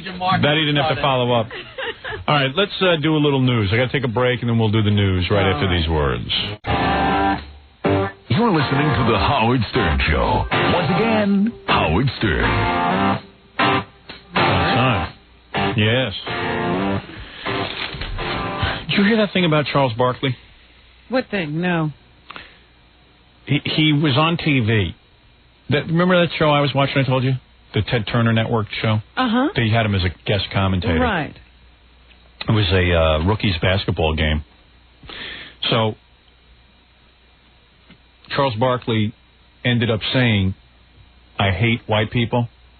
Did you know about this? No. Well, it was done. I don't want to misquote, so because the whole thing is really rather stupid, but it's a good indication of how things get out of control. The soundbite sounds real bad. If you take it out of context. Yeah, but what happened was it was the day before the NBA All-Star game, which was the night of that thing. Mm-hmm. And he'd been asked some questions about groupies and got tired of the line of questioning in a hurry and finally said, "You guys should get a blank life, an effing life," something like that. Right. Then he turned to a white reporter who he's been friendly with over the years. This is Mike Lupica's column explaining it. And he turned to him and said, "That's why I hate you, something white people." Mm-hmm. Now, so, of course, his camera's there, and... Yeah. Now, this guy has more white friends than black friends, I'd assume, because I see him, he's always at the white country clubs, right, with the golf course and all that stuff, and he was kind of saying it jokingly. I'm sure he has many black friends, but he doesn't discriminate. He has lots of friends of all persuasions. Yeah. But now he's sort of in the weird circumstance now where this is all they're talking to him about, and then he's a guy who doesn't realize he can just laugh it off and say, "Oh, don't you guys know when I'm kidding?" So when they interview him now, he gets really angry. And he got real hot-headed. And he said, "First of all, I want to address some things. I hear ESPN is trying to blank me," probably the F word there. "And you guys are trying to make a controversy. There's not going to be a controversy. I was joking around with one of my friends, and that's it. If you don't like it, F you and your families, too. So that's taking care of it. That's in control for you. It says in Lupica's column that Barkley's married to a white woman, but... that doesn't mean he likes white women. Yeah. Or white people. That doesn't mean anything. If you can't resist. I don't think he's married to her anyway, is he? They were separated. I don't know if they've ever gotten a divorce. Then it says his best friends on the Phoenix Suns basketball team are white. Well, you know. Please. Yeah, I mean, that's like, Lupica, I got a lot of black friends. And Lupica is just trying to, you know. Yeah, imagine a white Andy Rooney after his controversy, and they said, well, he's got a lot of black friends. Yes, one of my best friends is black. The NAACP would have been screaming. So first of all, a black guy can probably get away with saying that. If a white guy ever said, "That's why I hate you effing blacks," oh man, holy mackerel. He'd better kiss his job goodbye if anything of prominence. Because I know they fired Jimmy the Greek just for saying that he thought that black athletes were better because of their genetic background. Mm-hmm. The breeding. The breeding during the slave trade, which is absolutely true. I mean, you know, when cattle breeders breed cattle, they take the biggest, strongest cattle and breed them. Or when you're trying to create a great racehorse, you don't take some slow nag. Yeah. You get the best horse. So what would happen, the slave owners would take the biggest black guy they could find and mate him with the biggest black woman he could and try and, you know. Yeah, because they were trying to create some strong workers. So, of course, Jimmy the Greek lost his job and lost his fame and lost everything and lost his face in the community. Where is he? He's hiding under Billy's hair. There's nowhere to go. And, it's bad, you know. So Charles Barkley can get away with it. Yeah. Sure, he'll answer a few questions, but nobody would ever dream of saying... Yeah, he shouldn't have his job. He shouldn't have his job. On the other hand, Jimmy the Greek is working as a waiter at the Treehouse Comedy Club, I think. He's serving Jackie. Yeah, he serves during Jackie's show. He serves the 10 people at Jackie's show. Yeah.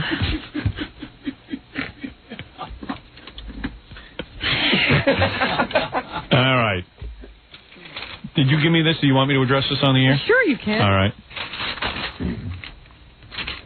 Robin handed me a fax. The newspapers won't give up. I'm shocked that this is still going on. You got to understand something. What issue was I talking about the other day with somebody? It was the abortion with Henry Foster. Yeah, and we were talking about all the other issues in this world that are so important that people don't address. There's so much corruption in government. Mm-hmm. I saw a guy on TV last night. His name was Senator... I wrote down his name because I couldn't believe what a jerk he was. Complete a-hole. His name was Senator James Exon. He's a Nebraska Democrat. And this guy now wants to regulate the Internet. Let me explain what that is. The Internet is this thing that exists if you can tap into with your computer. Colleges run it. Anyone with a computer can actually be on it. Mm-hmm. And there's absolutely no regulation right now. You can use any kind of language you want. I could type in there and say, F you all. And that's the beauty of it. It's just anybody types whatever they want to. They don't have to worry about repercussion. It's you want to use the F word, use the F word. So now this guy was already on TV saying, we have to regulate the Internet, and we got to get in, the government's got to get in there, and God forbid young children should read the F word. Now, if a parent can't regulate the computer that their kid uses and calling the Internet, what can a parent regulate? Nothing. I mean, all adults must suffer. Here's another senator, an old bag. You got to see this guy. He's like, rah, rah, rah, rah, rah. Some old senator sitting there. Now he's going to get the government involved in regulating the Internet. And they will get into it, and it's going to ruin it. It's going to suck. It'll be a straitjacket, too. It's been there all these years. It's been going along fine. Anybody with a computer can tap into it. You want to read the F word? Read the F word. What do you think? A 5-year-old doesn't know the F word? They hear it all the time. All the time. It's constantly around us. And if you don't want your child to hear it, just close them up in a closet. So now they're talking about... I mean, you should have heard this guy's proposals. They were outrageous. He says we got to run the Internet, and the universities can't be relied on to police themselves, and there's lewd and obscene language on there, and what a parent... what's a parent going to do? And, you know, I mean, and really what you're talking about is the guy's objecting to sex. He says the dirty pictures on there. You know, whatever it is. This is what they're really objecting to. Sex. Mm-hmm. And who cares? Who cares? Who cares? Your kids don't have computers, right? No, I don't. They're not. Listen, and if my kids have a computer, I'm going to get them computers. Mm-hmm. They're going to have a computer, and I'm not going to let them have access, uncontrollable access on the computer to all these different services. But that's what I'm saying. You have decided what access your children will have to whatever. Right. When you get a computer, you'll be responsible about the programs that it can do and what the modem will be able to do. Yeah, well, this guy is sitting there going, well, what about these kids who are unattended by their computers? You know, first of all, any kid who's got a computer ain't some ghetto kid who's sitting there and their parents aren't home all day. Not quite the same as the TV. It's a real weak argument, but it's the same argument they use in going after our asses. Mm-hmm. Oh, what if some child hears us by the radio? Well, then, for Christ's sakes, it's 6 to 10 in the morning. Isn't your kid supposed to be getting ready for school? Why don't you check in on him and see what he's listening to? The sad thing is that the senator is right in one sense. Is he a senator? Yeah. I mean, we have some pretty stupid parents in this country. Yeah. But that's not our fault. Yeah, that's not my problem. They're going to ruin it for everyone. I have bottles of booze in my house, too, you know. I don't lock them up either. Mm-hmm. I just tell the kids no. Why don't we regulate that? You have booze in your house? Sure. No one drinks it. Maybe the kids do drink it. Maybe they're hitting the sauce. I don't know. They are happy. You live with me. I couldn't blame you for hitting the sauce.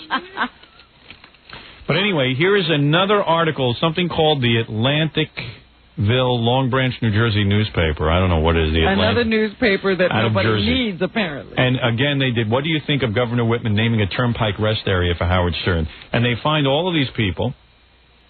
Everybody's got an opinion. Yeah. Oh, I found another one. As a matter of fact, you're not. This one you handed me is not the other one. Not the only one. I just got an article the other day. Here's another article. I got another 10 articles, actually, but even more people out on the street, which is the easiest kind of article to write. You don't have to have an opinion of your own. You just ask people for real opinions. Fill up my column for me. Yeah. But they're still asking people these questions. Mm-hmm.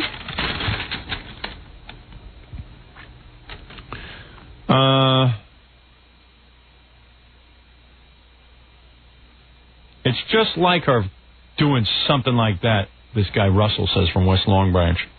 A guy shouldn't even be mentioned for anything. I don't even listen to him. Just looking at him, I can't stand him. People who look like that, I don't like to look at. No way. Oh, he's a nice man. Very tolerant. That's Russell, I can't even say his last name. Pigliatori or something from West Long Branch, New Jersey. Can you imagine anybody has time to write about this? Here's Madeline from Anthony's Pizza. I think it's absurd. What has he contributed to our society to have a rest stop named after him? He uses foul language and abuses people. I don't know why he would be honored for anything. I wouldn't want to stop at that rest stop out of principle. Oh, she's going to avoid the rest. She's going to hold it in. Good for her. Here's Mandy, Kristen, and Jim from Long Branch. Whole family. I guess they all were jumping in on this one. We're not very fond of the man in the first place. They took a vote. His treatment of women, the exploitation and all, leaves much to be desired. If you're going to honor somebody by naming something after him or her, it should be something worthy of honor. Howard Stern doesn't fit the bill. This paper's been pretty fair. They actually found actual people. Now there's 5 people in a row who actually think it's a good idea. Well, that's nice. I think she's living up to her promise. I can't see naming something after Howard Stern. I'm ambivalent on it. I'll take this as positive. I admire her for sticking to her word, but I do not admire her for making the offer in the first place. I think it's a tempest in an outhouse. Oh, so that's a negative one. I didn't realize. Maybe they did find all negative people. We go out on the street, we can't find one person who's against it. But you know what cracks me up is how worked up the people who are against it get. They don't just dismiss it as, well, it's stupid. They're like really irate. Here's another guy. This guy says she promised it to him and she fulfilled her obligation. By all means, she should have done that. I think she could be a little more careful with her campaign promises in the future. But I don't think it was in bad taste, except she should give one to Stuttering John as well. It was no big deal. Okay, at least this guy said it's no big deal. And here's a woman who thinks we're funny. He asks things no one else would. I can't believe he's married and he asks women if he can rub up against them. I don't think Whitman should name a rest stop in his honor. Oh, geez, man, wait a minute. What happened to the positive? And she goes, I think he's funny. I really do. I can't believe some of the questions he asks right on TV. He's comical. Yes, I guess she gets the E show. He has things no one else would. I can't believe he's married, and he rubs up against women, but I don't think they should name a rest stop after him. You talked yourself out of it. I thought there was a positive one in here. I haven't found it yet. Well, here's a guy. I think it's a good idea. If anything is going to give Christy Todd Whitman, if anything, it's going to give her a lot more exposure. I think it's good for both of them. It's all a joke. People are making too much of it. I don't think people have a sense of humor. That's Rick from Long Branch. So. One out of, let's see, 1, 2, 3, 4, 5, 6, 7. 1 out of 7 thought it was. And we go down the street. Everyone thinks it's a great idea, thinks it's funny. We do a random poll. Yeah. You think, but we're standing here in New York. You think it's a New Jersey thing? No, don't think it's any different.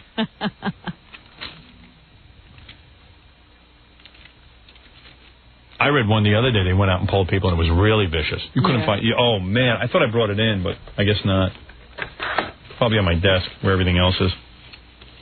And there's a whole new article. Stern honor a low point for Whitman. Charles Style, Capital Talk from the Trenton Times. A real scathing. This is what people write about. This is what they have time for. There's no other problems in the world. Anyway, let's do some news. Real news, not just my news. Very well. It's a big day, Howard, in your industry. You're king of all media. What industry is that? Movies, films. This is now your realm as well. That's right, Robin. I've conquered all. So here is a list of the nominations for the Academy Awards. This is a big day in my industry. Can you guess at the Best Picture of the Year nominees? Well, I would guess Gump. First of all, you haven't seen most of the pictures. Well, I saw Gump. Yeah, but I'm just saying, you haven't seen... You just don't go out anymore. Right.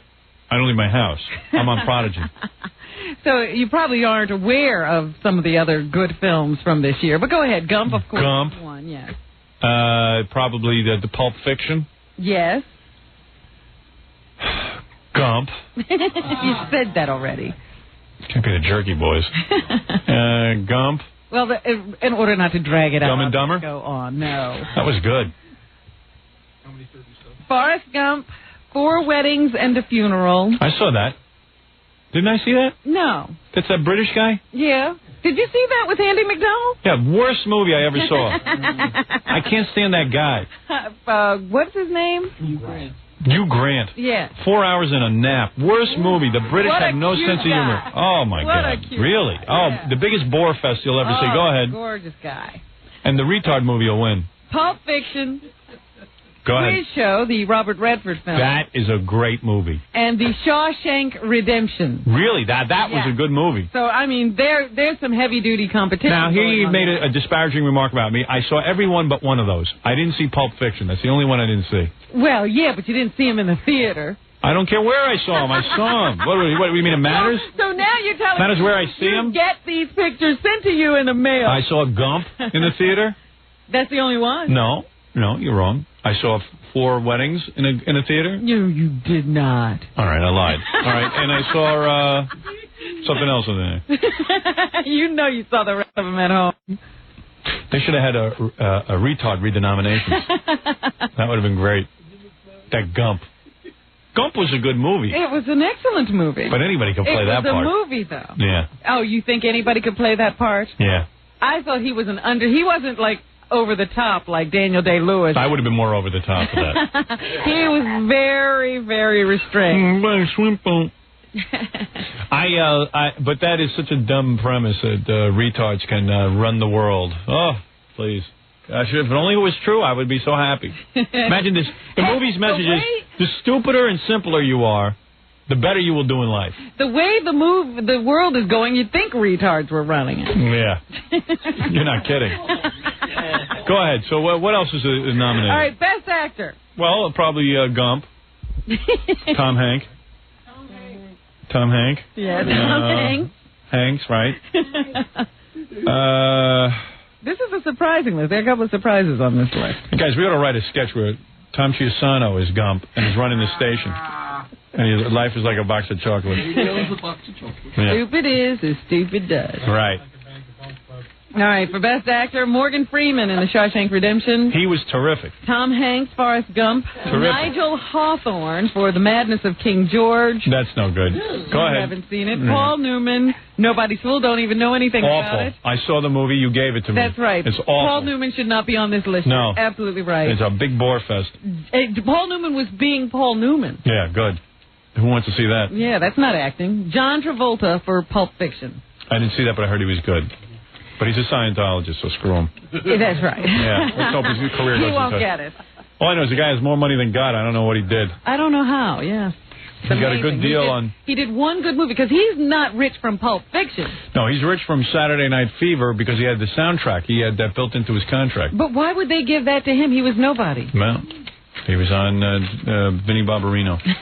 I'm going to say that the winner will be of that category. That particular category will be the retard, Tom Gump. Tom Hanks. Tom Hanks. That's interesting because he won last year, for Philadelphia.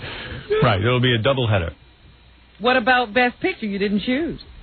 I told you what's going to win that, didn't I? No. I told you not to. The answer is Tom Gump again. Tom Gump? Yeah. Forrest Gump? Forrest Gump. You think that'll be Best Picture? Yes. I don't know. I think they might go for Quiz Show. Quiz Show was great. Great movie. And they love Robert Redford, so. I love him. Who would have thought a big dummy like that would turn out to be so talented? That God made a mistake there because he gave him great looks and he gave him talent, too. That's not fair. Right. All right, Best Actress. We really got to get some of the sound of Jodie Foster in this movie now. I heard she plays a retard. Well, she plays a girl who can't talk, and it's real funny. I got to get a role as a retard. That's my problem. They asked me to play smart guy. No, she's a genius. She just can't speak. Oh, please. and that Hanks, he's a gay and a retard. That's some resume. Go ahead. All right. So who's nominated for Best Actress? You. Well, I would imagine. You won't guess anybody on this list. It's going to be Sally Kirkland. I know that. She was making out with that puppet. I'm going to say. Jackie Marlowe. Well, who was in Gump? Sally Field? Nobody was nominated. All right, tell me who the nominees are. Nell, Jodie Foster, Jessica Lange for Blue Sky. She's annoying. There's a woman who could have had a real career. Go ahead. Miranda Richardson, Tom and Viv. I don't even know that movie. Oh, please. Go ahead. Winona Ryder for Little Women, and Susan Sarandon for The Client.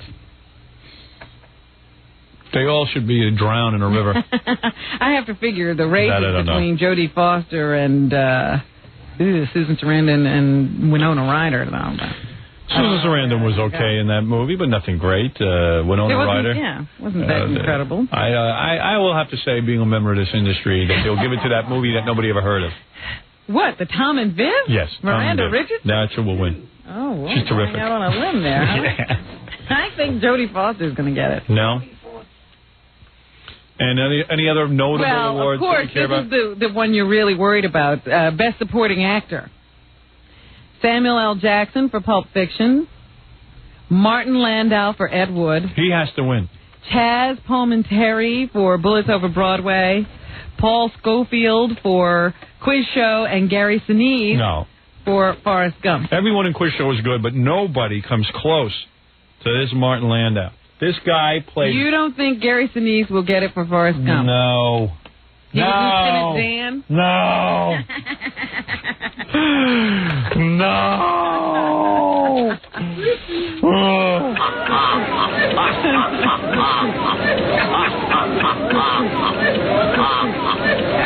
Well, I know you're a big Martin Landau fan, and you really loved his performance in Ed Wood. Yeah, I'll play you a performance from Ed Wood. Right. Hold on. There you go. This is so great. Here is Bela Lugosi. But nobody saw this but you. Oh, who cares? This is terrific. Listen to this. Listen to this, and you tell me who gets the best award. Listen to this. Home. I have no home. Holy mackerel.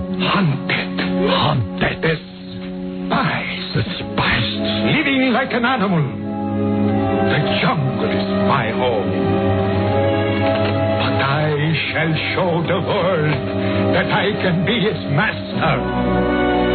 I shall perfect my own race of people. A race of atomic supermen that will conquer the world. I'll tell you my problem with the situation. What was that? A joke on a foul. Hey now. So you're saying, I think that Gump might sweep. He's too stupid to sweep. Supporting actress, Rosemary Harris for Tom and Viv. Helen Mirren for The Madness of King George. Uma Thurman, Pulp Fiction. Jennifer Tilly, Bullets Over Broadway. Diane Wiest, Bullets Over Broadway. The Invisible. Hold on.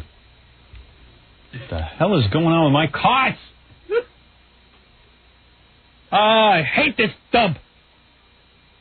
And the world. The world, the world. I was going to play another clip from... Can't do it, huh? Can't make it happen. Not here, baby. Best Director, Woody Allen, Bullets Over Broadway. They should lock him in jail. Robert Zemeckis, Forrest Gump. Quentin Tarantino, Pulp Fiction. Robert Redford, Quiz Show. Quentin Tarantino will win it, but I'm sick of that guy. Krzysztof Kozlowski. Oh, that guy, that Polak.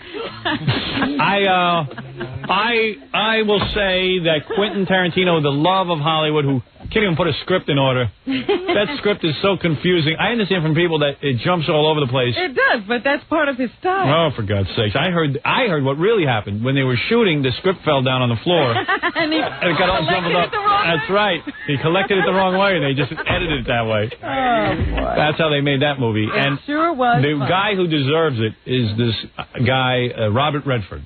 Deserves it. This guy, Robert Redford? He deserves it. Robert Zemeckis did a good job with Forrest Gump. Good job. Good job. Not great. Oh, I don't know. You're handling a lot more with all those special effects. Bob Zemeckis is a male bimbo. No more, no less. Hit it lucky on that one. Very well. He doesn't really know what he's doing. All right, it was an accident. That's an accident. The whole movie was an accident, huh? Very well. Those are your Oscar picks. You're saying Quiz Show, huh? Robert Redford, Best I don't Actor. know. Maybe Bob Zemeckis. He seems pretty lucky. Oh, you're so wishy-washy. All right, let's take a break. Come back and do more important news. That wasn't important. It's your industry. Yep. I'll leave you with this clip. Of the greatest performance ever. No, this is a Chinese newscaster mentioning my name in the Chinese news last night. Really? That's right. Over the Christy Todd Whitman thing. 广播节目主持人霍华史登 Howard Stern 将会在新泽西州的一个公路休息站永久留下他的名字。霍华史登去年替克里斯汀惠特曼助选的时候，要求他如果当选州长，要用史登的名字命名一个公路休息站。With the Howard Stern Show. 广播节目主持人霍华史登 Howard Stern 将会在新泽西州的。Where is the music? Oh, okay, thank you. I don't know. Levels over there much too hot. What is it? Quickly, I'm in the news. Clinton's on the phone. Finally, President Clinton's calling. All right. No, sorry. It's Roger Clinton. Oh, good. I want to talk to him. Give me 1 second. Where is he? He's on a car phone? He's in a limo on his way to do some TV show. Roger.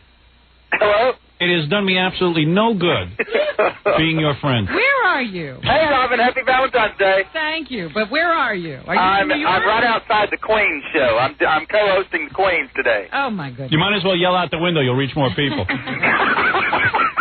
Hey, let me tell you something. Yeah. You know, Roger, I won't even do that show. You know, what are you doing? You know what? I want to tell you something. I got to tell you something. What? It has done me no good being your friend. I thought you really were going to come through for me. You sure you know the president? You know the president. Howard, Be you don't have honest anything now. to worry about. You are the president's brother, right? Yes, I am. And you get to see him. Yes, I do. And you told him about my problems with the FCC. Yes. And what did he say? I'll tell you what he said. He said you probably don't have anything to worry about. Yeah, but I do. I told you that he gave me the man's name that was causing all the problems. Right. The older man. Right.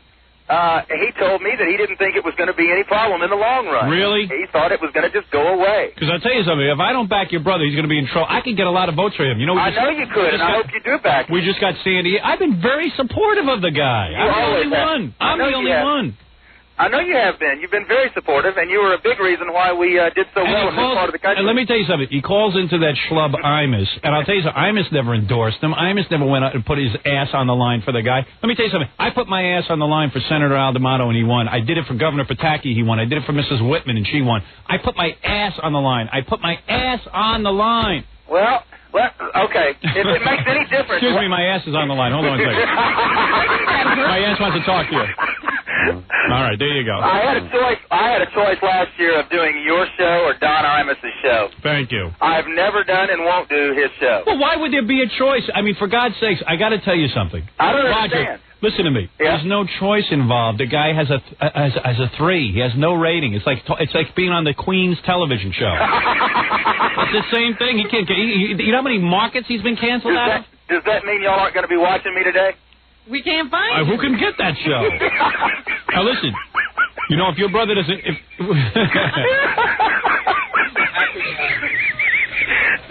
you know, there's a.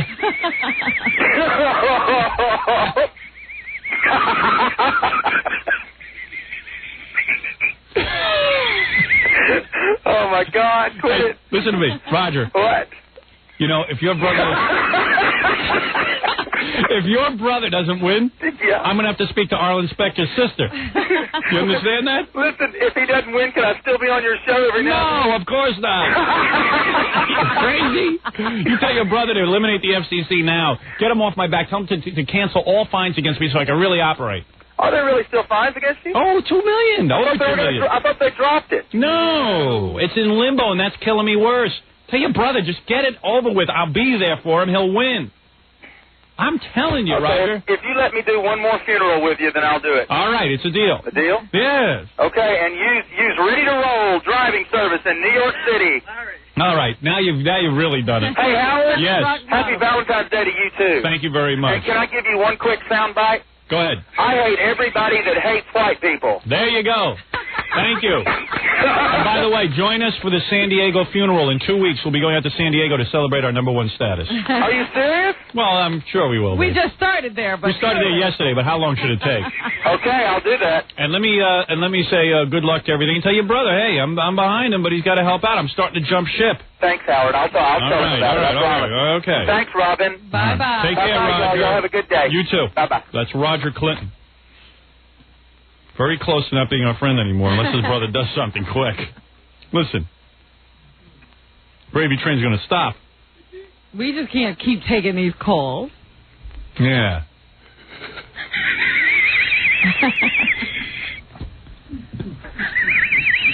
Newt Gingrich's mother is going to be my guest.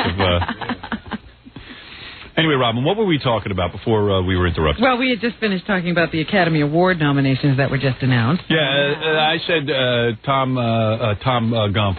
Tom Gump. That was my prediction.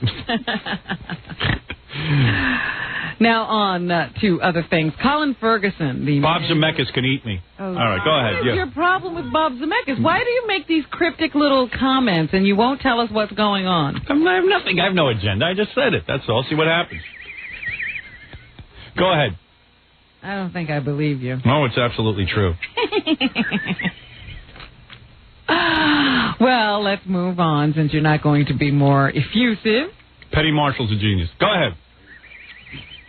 Want to name any more directors you'd like to work with or people who've turned you down? Go ahead. Colin Ferguson, the man who is accused of killing 6 people on the Long Island Railroad. You want to work with him? Yeah, I want him in my movie. He is about to start his defense today. He's representing himself in court, and the prosecution has rested its case after presenting a number of eyewitnesses who fingered Colin as the shooter.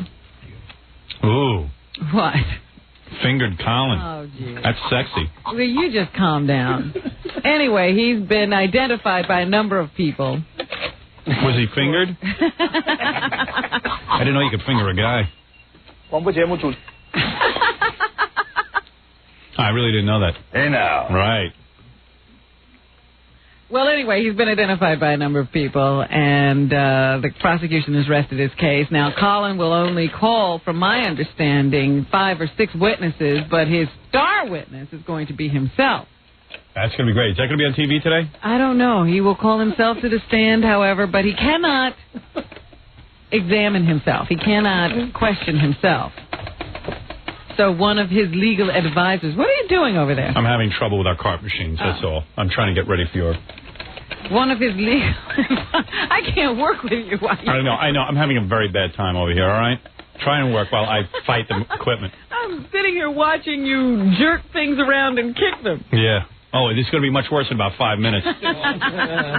Well, anyway, he's going to have one of his legal advisors do the questioning of himself as he sits on the stand. I don't know. He seems to think that his case is going quite well so far. I really do believe he thinks he's pretty much got it licked at this point, and his testimony, I suppose he thinks, will seal the case for him, and he will get an acquittal. I don't know why he's going to open himself up to cross-examination by the prosecuting attorneys, but it should be interesting. Somebody doesn't fix this equipment, I'm going to go on the Long Island Railroad. I love all the court analysts who say, actually he's done very well on cross-examination during the first part of the trial to ask some very key questions. Really? And didn't make any mistakes. Really? Gee, it looked kind of dopey to me. Hey, Colin, you hear that? I would like to call me to the stand. Yes. Was I me when you were you that day, when you were busy watching I Shoot People? Right. Do you see you in the train that day? I do not. So what are they saying? That any mental case can be a... Well, so far his marks are better than Chris Darden's or Johnny Cochran. Yes. So in terms of black lawyering, Colin Ferguson is doing the best. Yeah. Very admirable. Too bad he didn't kill a zillion people. Role model. Role model. Excellent role model. Anyway, here's a little bit of his opening statement. There were 93 counts to that indictment.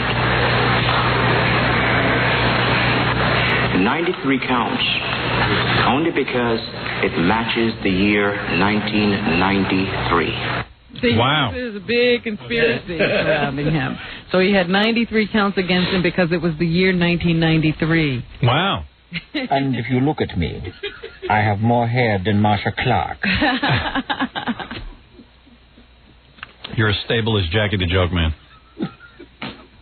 So that case will continue today with Colin opening his defense. Right. It'll be very, very interesting. And the other interesting case, O.J. Simpson, resumes today.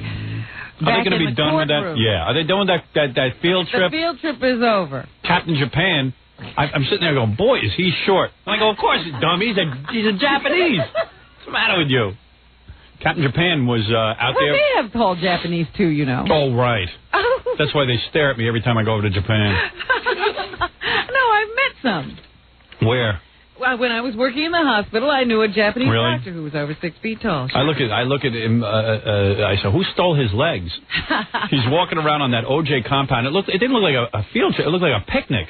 And OJ's walking around. This is a guy who killed 2 people. He's got his hands in his pocket. He's talking animatedly to his lawyers. Unbelievable! It's like a big party. Yeah. I mean, it was a great opportunity for OJ to show people himself in his natural habitat. Yeah, well, say to the jury, it's like if he served cocktails to the jury, he would have gotten off right then and there. Acting in a very loose and casual manner. Every expert says that this is an absolute bizarro case, that things like this never go on. You never get... with buses and security and running around, and the star witness isn't shackled. Right. I mean, it's unbelievable. In general, they don't even bother to show up on these kind of field trips simply because they don't want the jury to see the defendant in shackles or with some electronic belt on to keep him from bolting. Right. But O.J. managed to be able to walk around in a suit with his hands completely unencumbered. And as I said, he had flowers out on the tables in his home, a Bible prominently displayed. Yeah. In fact, he not only is he going to walk free, he got accepted into 3 colleges looking like that.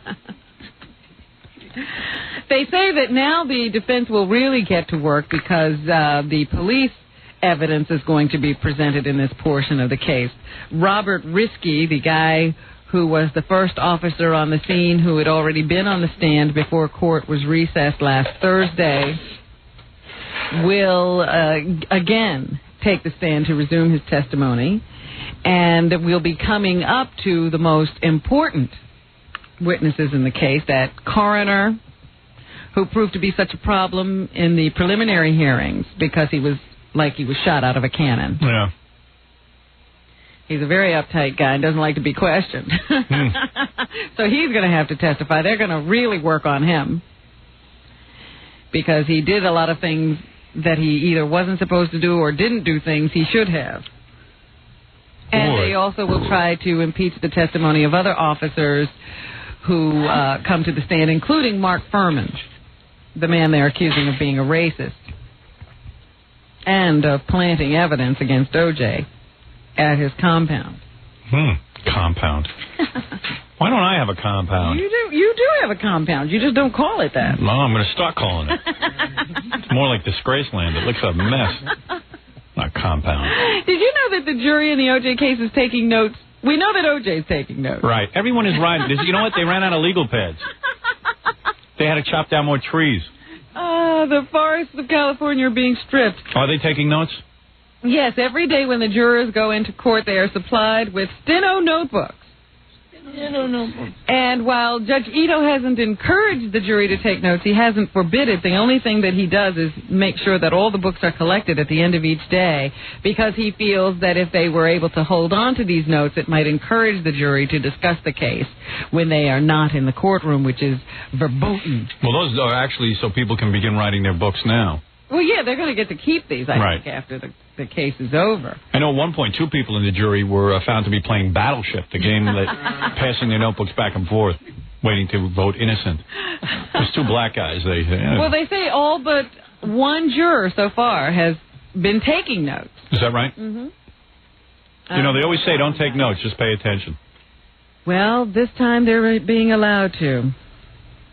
And they think that maybe these notes will figure prominently in the arguments in the jury room once the case is handed over.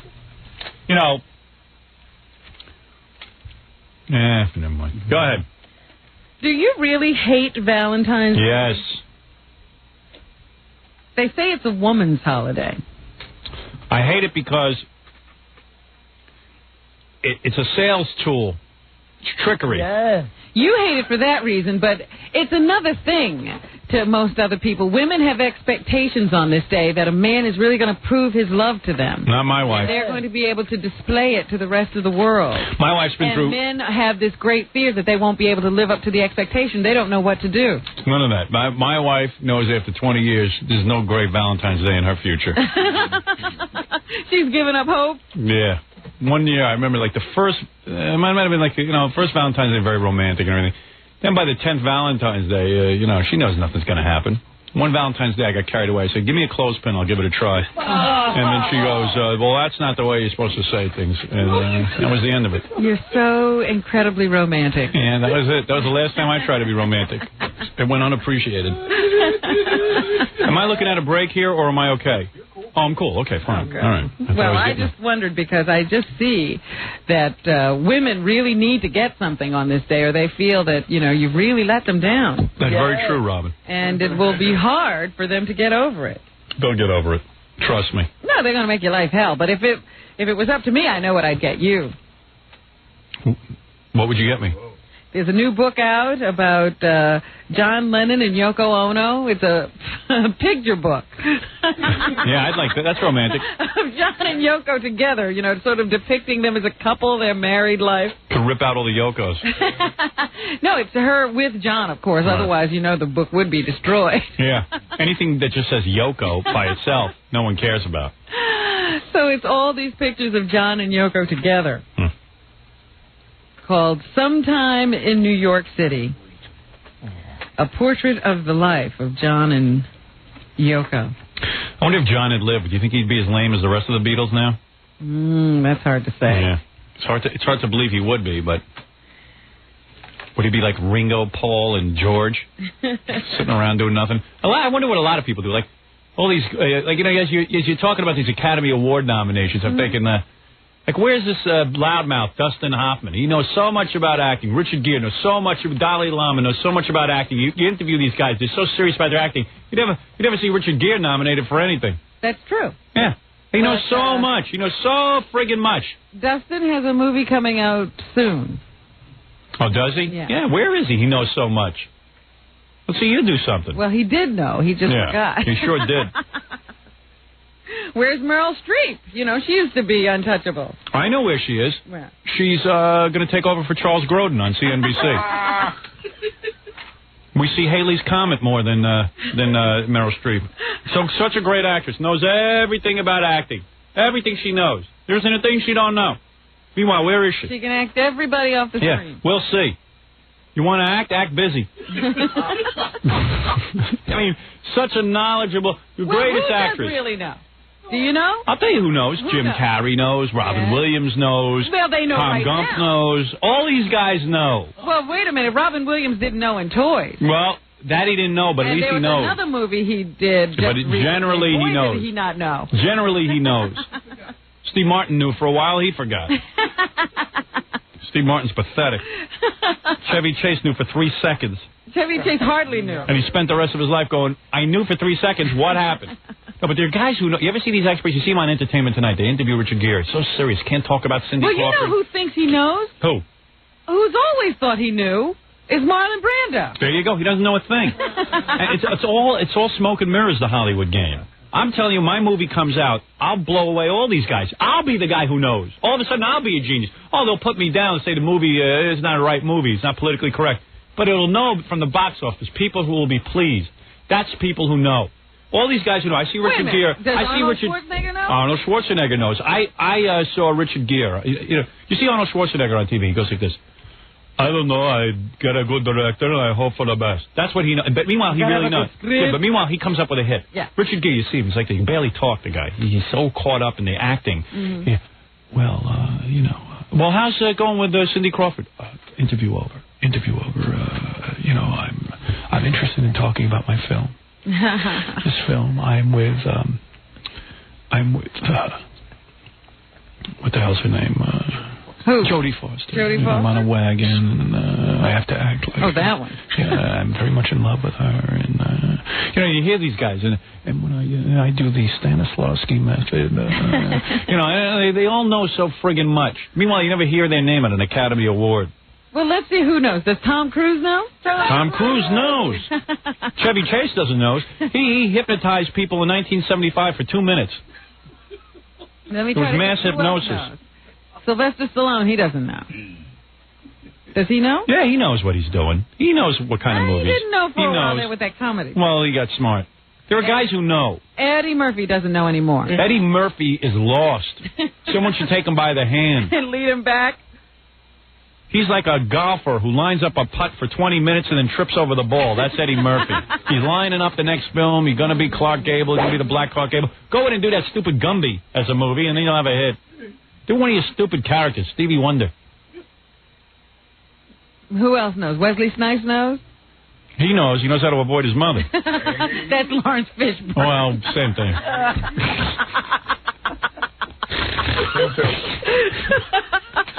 Whatever. That's what he knows. He knows how to avoid his Lawrence Fishburne. Yeah. Knows how to beat a woman with a shoe. He's good at it. Yeah, did that in Tina Turner movie. I think that was improv, right? Yeah. Let me think. There's all these knowledgeable guys who... Kevin Costner. Someone stole his hair. You know who really knows? Who? It's Clint Eastwood. Clint Eastwood's a genius. There's a guy who deserves some sort of an award. Yeah, Clint Eastwood knows. He makes people's movies. Movies people like to see. He entertains people. But you see these guys, Richard Gere, he's so serious, you can't even ask him a question. He's so intense. Meanwhile, he knows nothing. Mm-hmm. He knows less than Fred. Impossible. Clueless. Oh, goodness. All right. Anybody else who knows? Whoopi There's Goldberg. lots of guys. Does she know? Whoopi really doesn't have a clue, but she does all right. She does high-volume movies. She does a lot of movies, and one of them's got to be good eventually. But there's lots of guys. James Woods, Mr. Does Serious. He know? No, He forgot to buy Zit cream. That's what he knows. He knows nothing. He's another serious guy. Well, I got to get into it. I'm a good actor. Yeah, you're a great actor, so why don't you sell a few tickets? You're so good. Very few guys know. Keanu Reeves, does he know? Don't have a clue. He'll never have another hit movie. All right. He'll do another. I'll give you a guy. Somebody drilled a hole in Dan Aykroyd's head, and it all spilled out. He doesn't know anything anymore. No. I've seen him interviewed. I know he knows nothing. He used to know something, though. I'll give him that. He knew more than most people forgot. But not in the movies. No. Never in the movies. Yeah, but he's a talent. I'm trying to think of anybody. Brad Pitt, does he know? No. Robert Redford knows. Robert Redford knows. No one ever would have thought that. Paul Newman knows. No. No, he doesn't know? Not anymore, you know. Yeah. He knows enough to stay home. But at this point, there is, some of these comics really lost it. Like, from SCTV and these guys. Oh, yeah. Eugene what's his name? Eugene Levy's a real funny guy, but you don't know what to do. And what about the Moranis guy? He's all right. He knows what he's doing. But the other one, Doug. Doug don't know it. Sam Kinison has a better chance of a comeback than Doug. All right, but go ahead. I don't want to dwell on people's Martin Short doesn't know. Doesn't have a clue. Talented guy, don't have a clue. Doesn't know. That's a shame. That's right. Bruce Willis, does he know? Sometimes. When he calls it. Right. He's chasing it. Yeah, he knows where it is. He's a little bit clueless. It happens hit and miss for that guy. Yeah. Demi Moore, does she know? She knows. And Michael Douglas. He knows. Ah, okay. He knows what he's doing. But Richard Gere don't know what he's doing. Clueless. I see that Minister Louis Farrakhan of the Nation of Islam is going into the restaurant business. Does he know? Who is going into the restaurant business? Minister Farrakhan? Yes. You told me he's going into the landscaping business last week. Well, he's changed his mind, and now it's restaurant. Oh, I know what it is. Martin Short is going into the landscaping business, and Minister Farrakhan is going into the okay, now I got it straight. Right. It'll consist of 3 eateries. Eateries. EDI Farakhan. Islamic food. Blue Seas, a seafood and salad takeout. The Atrium Buffet, an upscale venture called Salam. This is the first time I've actually heard of this guy doing something that actually requires work. No pork or alcohol will be served. Hey! Extra spit in white people's food. No, they run those security services where they go into housing projects and provide security. Yeah. That's like a shakedown. That's the other thing that I heard about that they do. Yep. I don't like that. Listen, you want to do a legitimate business? Show me a way that this guy Farrakhan makes money besides sitting there and raising money from black folk. Well, I can't show you that. What is the service he provides? Well, he lifts them. Pep talk. He gives you a pep talk. He's Tony Robbins. Yeah. With a bow tie. Yeah. Terrific. Take that to the bank. Anything else, Robin? Oh, Gene Kelly suffered another stroke. I know you were worried about him. I thought the bastard was dead. Oh, I know. His house burned down. That's what it was. Right. I knew something bad happened to him. He's still with us. He's not dead. Right. But he did suffer another stroke. I thought he was opening a restaurant. No. And remember Baby Richard? I've told you about him before. He's a little kid who's about 4 years old. He's almost 4 years old. He was adopted without his biological father's knowledge. And his biological father has now been fighting for custody from the adoptive parents. It went all the way to the Supreme Court. And the Supreme Court sided with the lower court that the baby should be returned to his biological father. Now everyone's carrying on and screaming because the kid's almost 4 years old, and he's only known these 2 adoptive parents. Right. They think it's horrible at this point to take the child away and give him back to some guy, some stranger at this point. Right. Well, they're wrong.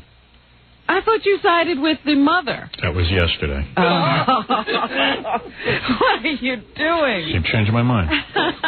Well, I have one argument. Let me tell you something. Because everyone is saying you got to think of the rights of the child. Well, if these adoptive parents had thought of the rights of the child, they would have given this baby back to this man 57 days after they adopted him, because that's when he filed his first custody request.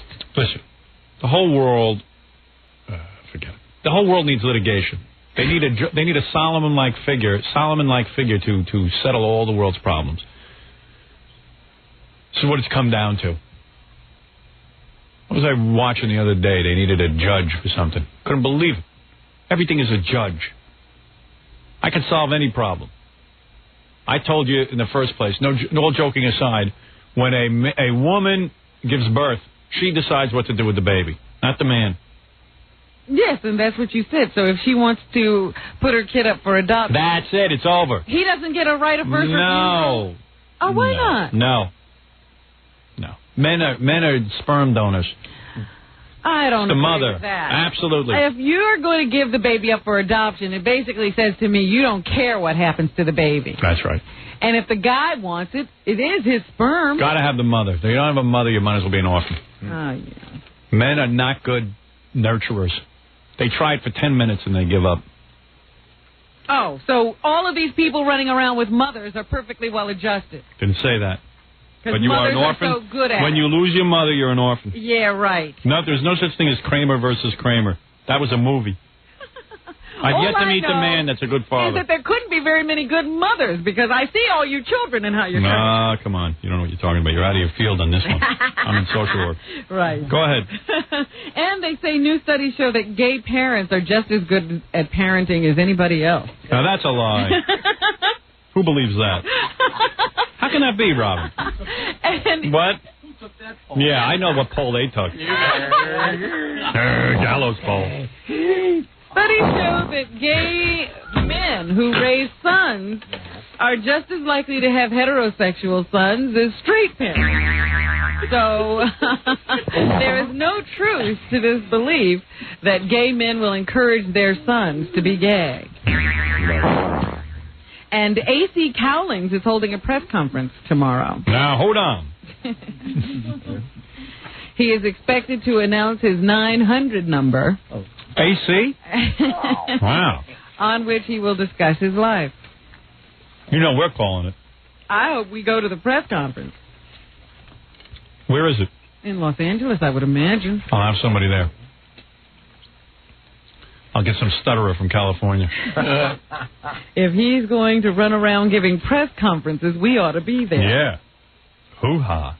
And that's what's happening. Thank you, Robin. Great show today. Happy birthday to you, Jackie Joke Man. And, I want to thank all the people who called in to wish Jackie a happy birthday, like Thea Vidal and Bob Nelson and Richard Jenny. Richard Jenny. Yeah. I'll read one final fax of the morning. You know, we were very responsible for getting Governor Pataki in office, and here's someone who's a little dissatisfied with Governor Pataki. Says, I have voted for the new governor of New York, but I want that death penalty in effect as soon as possible. From what I heard, it will take 6 to 8 goddamn years before it's in effect. Look at this. Look at this. By then, all the niggers and all the ass-white minorities will kill each other like a bunch of savage, uncivilized human beings. Speak to the governor and tell him to put the death penalty in a matter of weeks, or we will face these animals every day and they will kill us, the whites. And no name from this coward. Oh. You see that? Well, wish me a happy birthday. I don't understand. They want a death penalty because... I don't know. It makes no sense. But if they don't have the death penalty, the minorities will kill each other anyway? Right. You figure it out. That's our audience. Jackie the Joke Man Martling. To order Jackie's Wild Comedy CD or cassette, it's a $10 investment plus $3 shipping and handling, and you get your Jokeland special also. Buy 2, get 1 free. Call 1-800-323-KING. Get in touch with Jackie. Saturday night, February 25th, Jackie will be appearing at Vans in Freehold, New Jersey. For filthy jokes and info, call 516-922-WINE. Remember, 516-922-WINE is not a pay service. Congratulations, Jackie. Tonight, it's the Grateful Fred, along with other guests such as David Johansen, playing in a benefit for charity at Irving Plaza in Manhattan. That's Fred Norris's band. Don't miss Stuttering John's band, appearing at the Agora Theater in Cleveland this Saturday night, February 18th, with special guest host Boyd Gary. For more info, call 201-942-OUCH. And if you're planning a wedding or party and you need a DJ, call Scott the Engineer's Rocket Entertainment at 718-BAG-5040. All right, Robin, I'll see you tomorrow.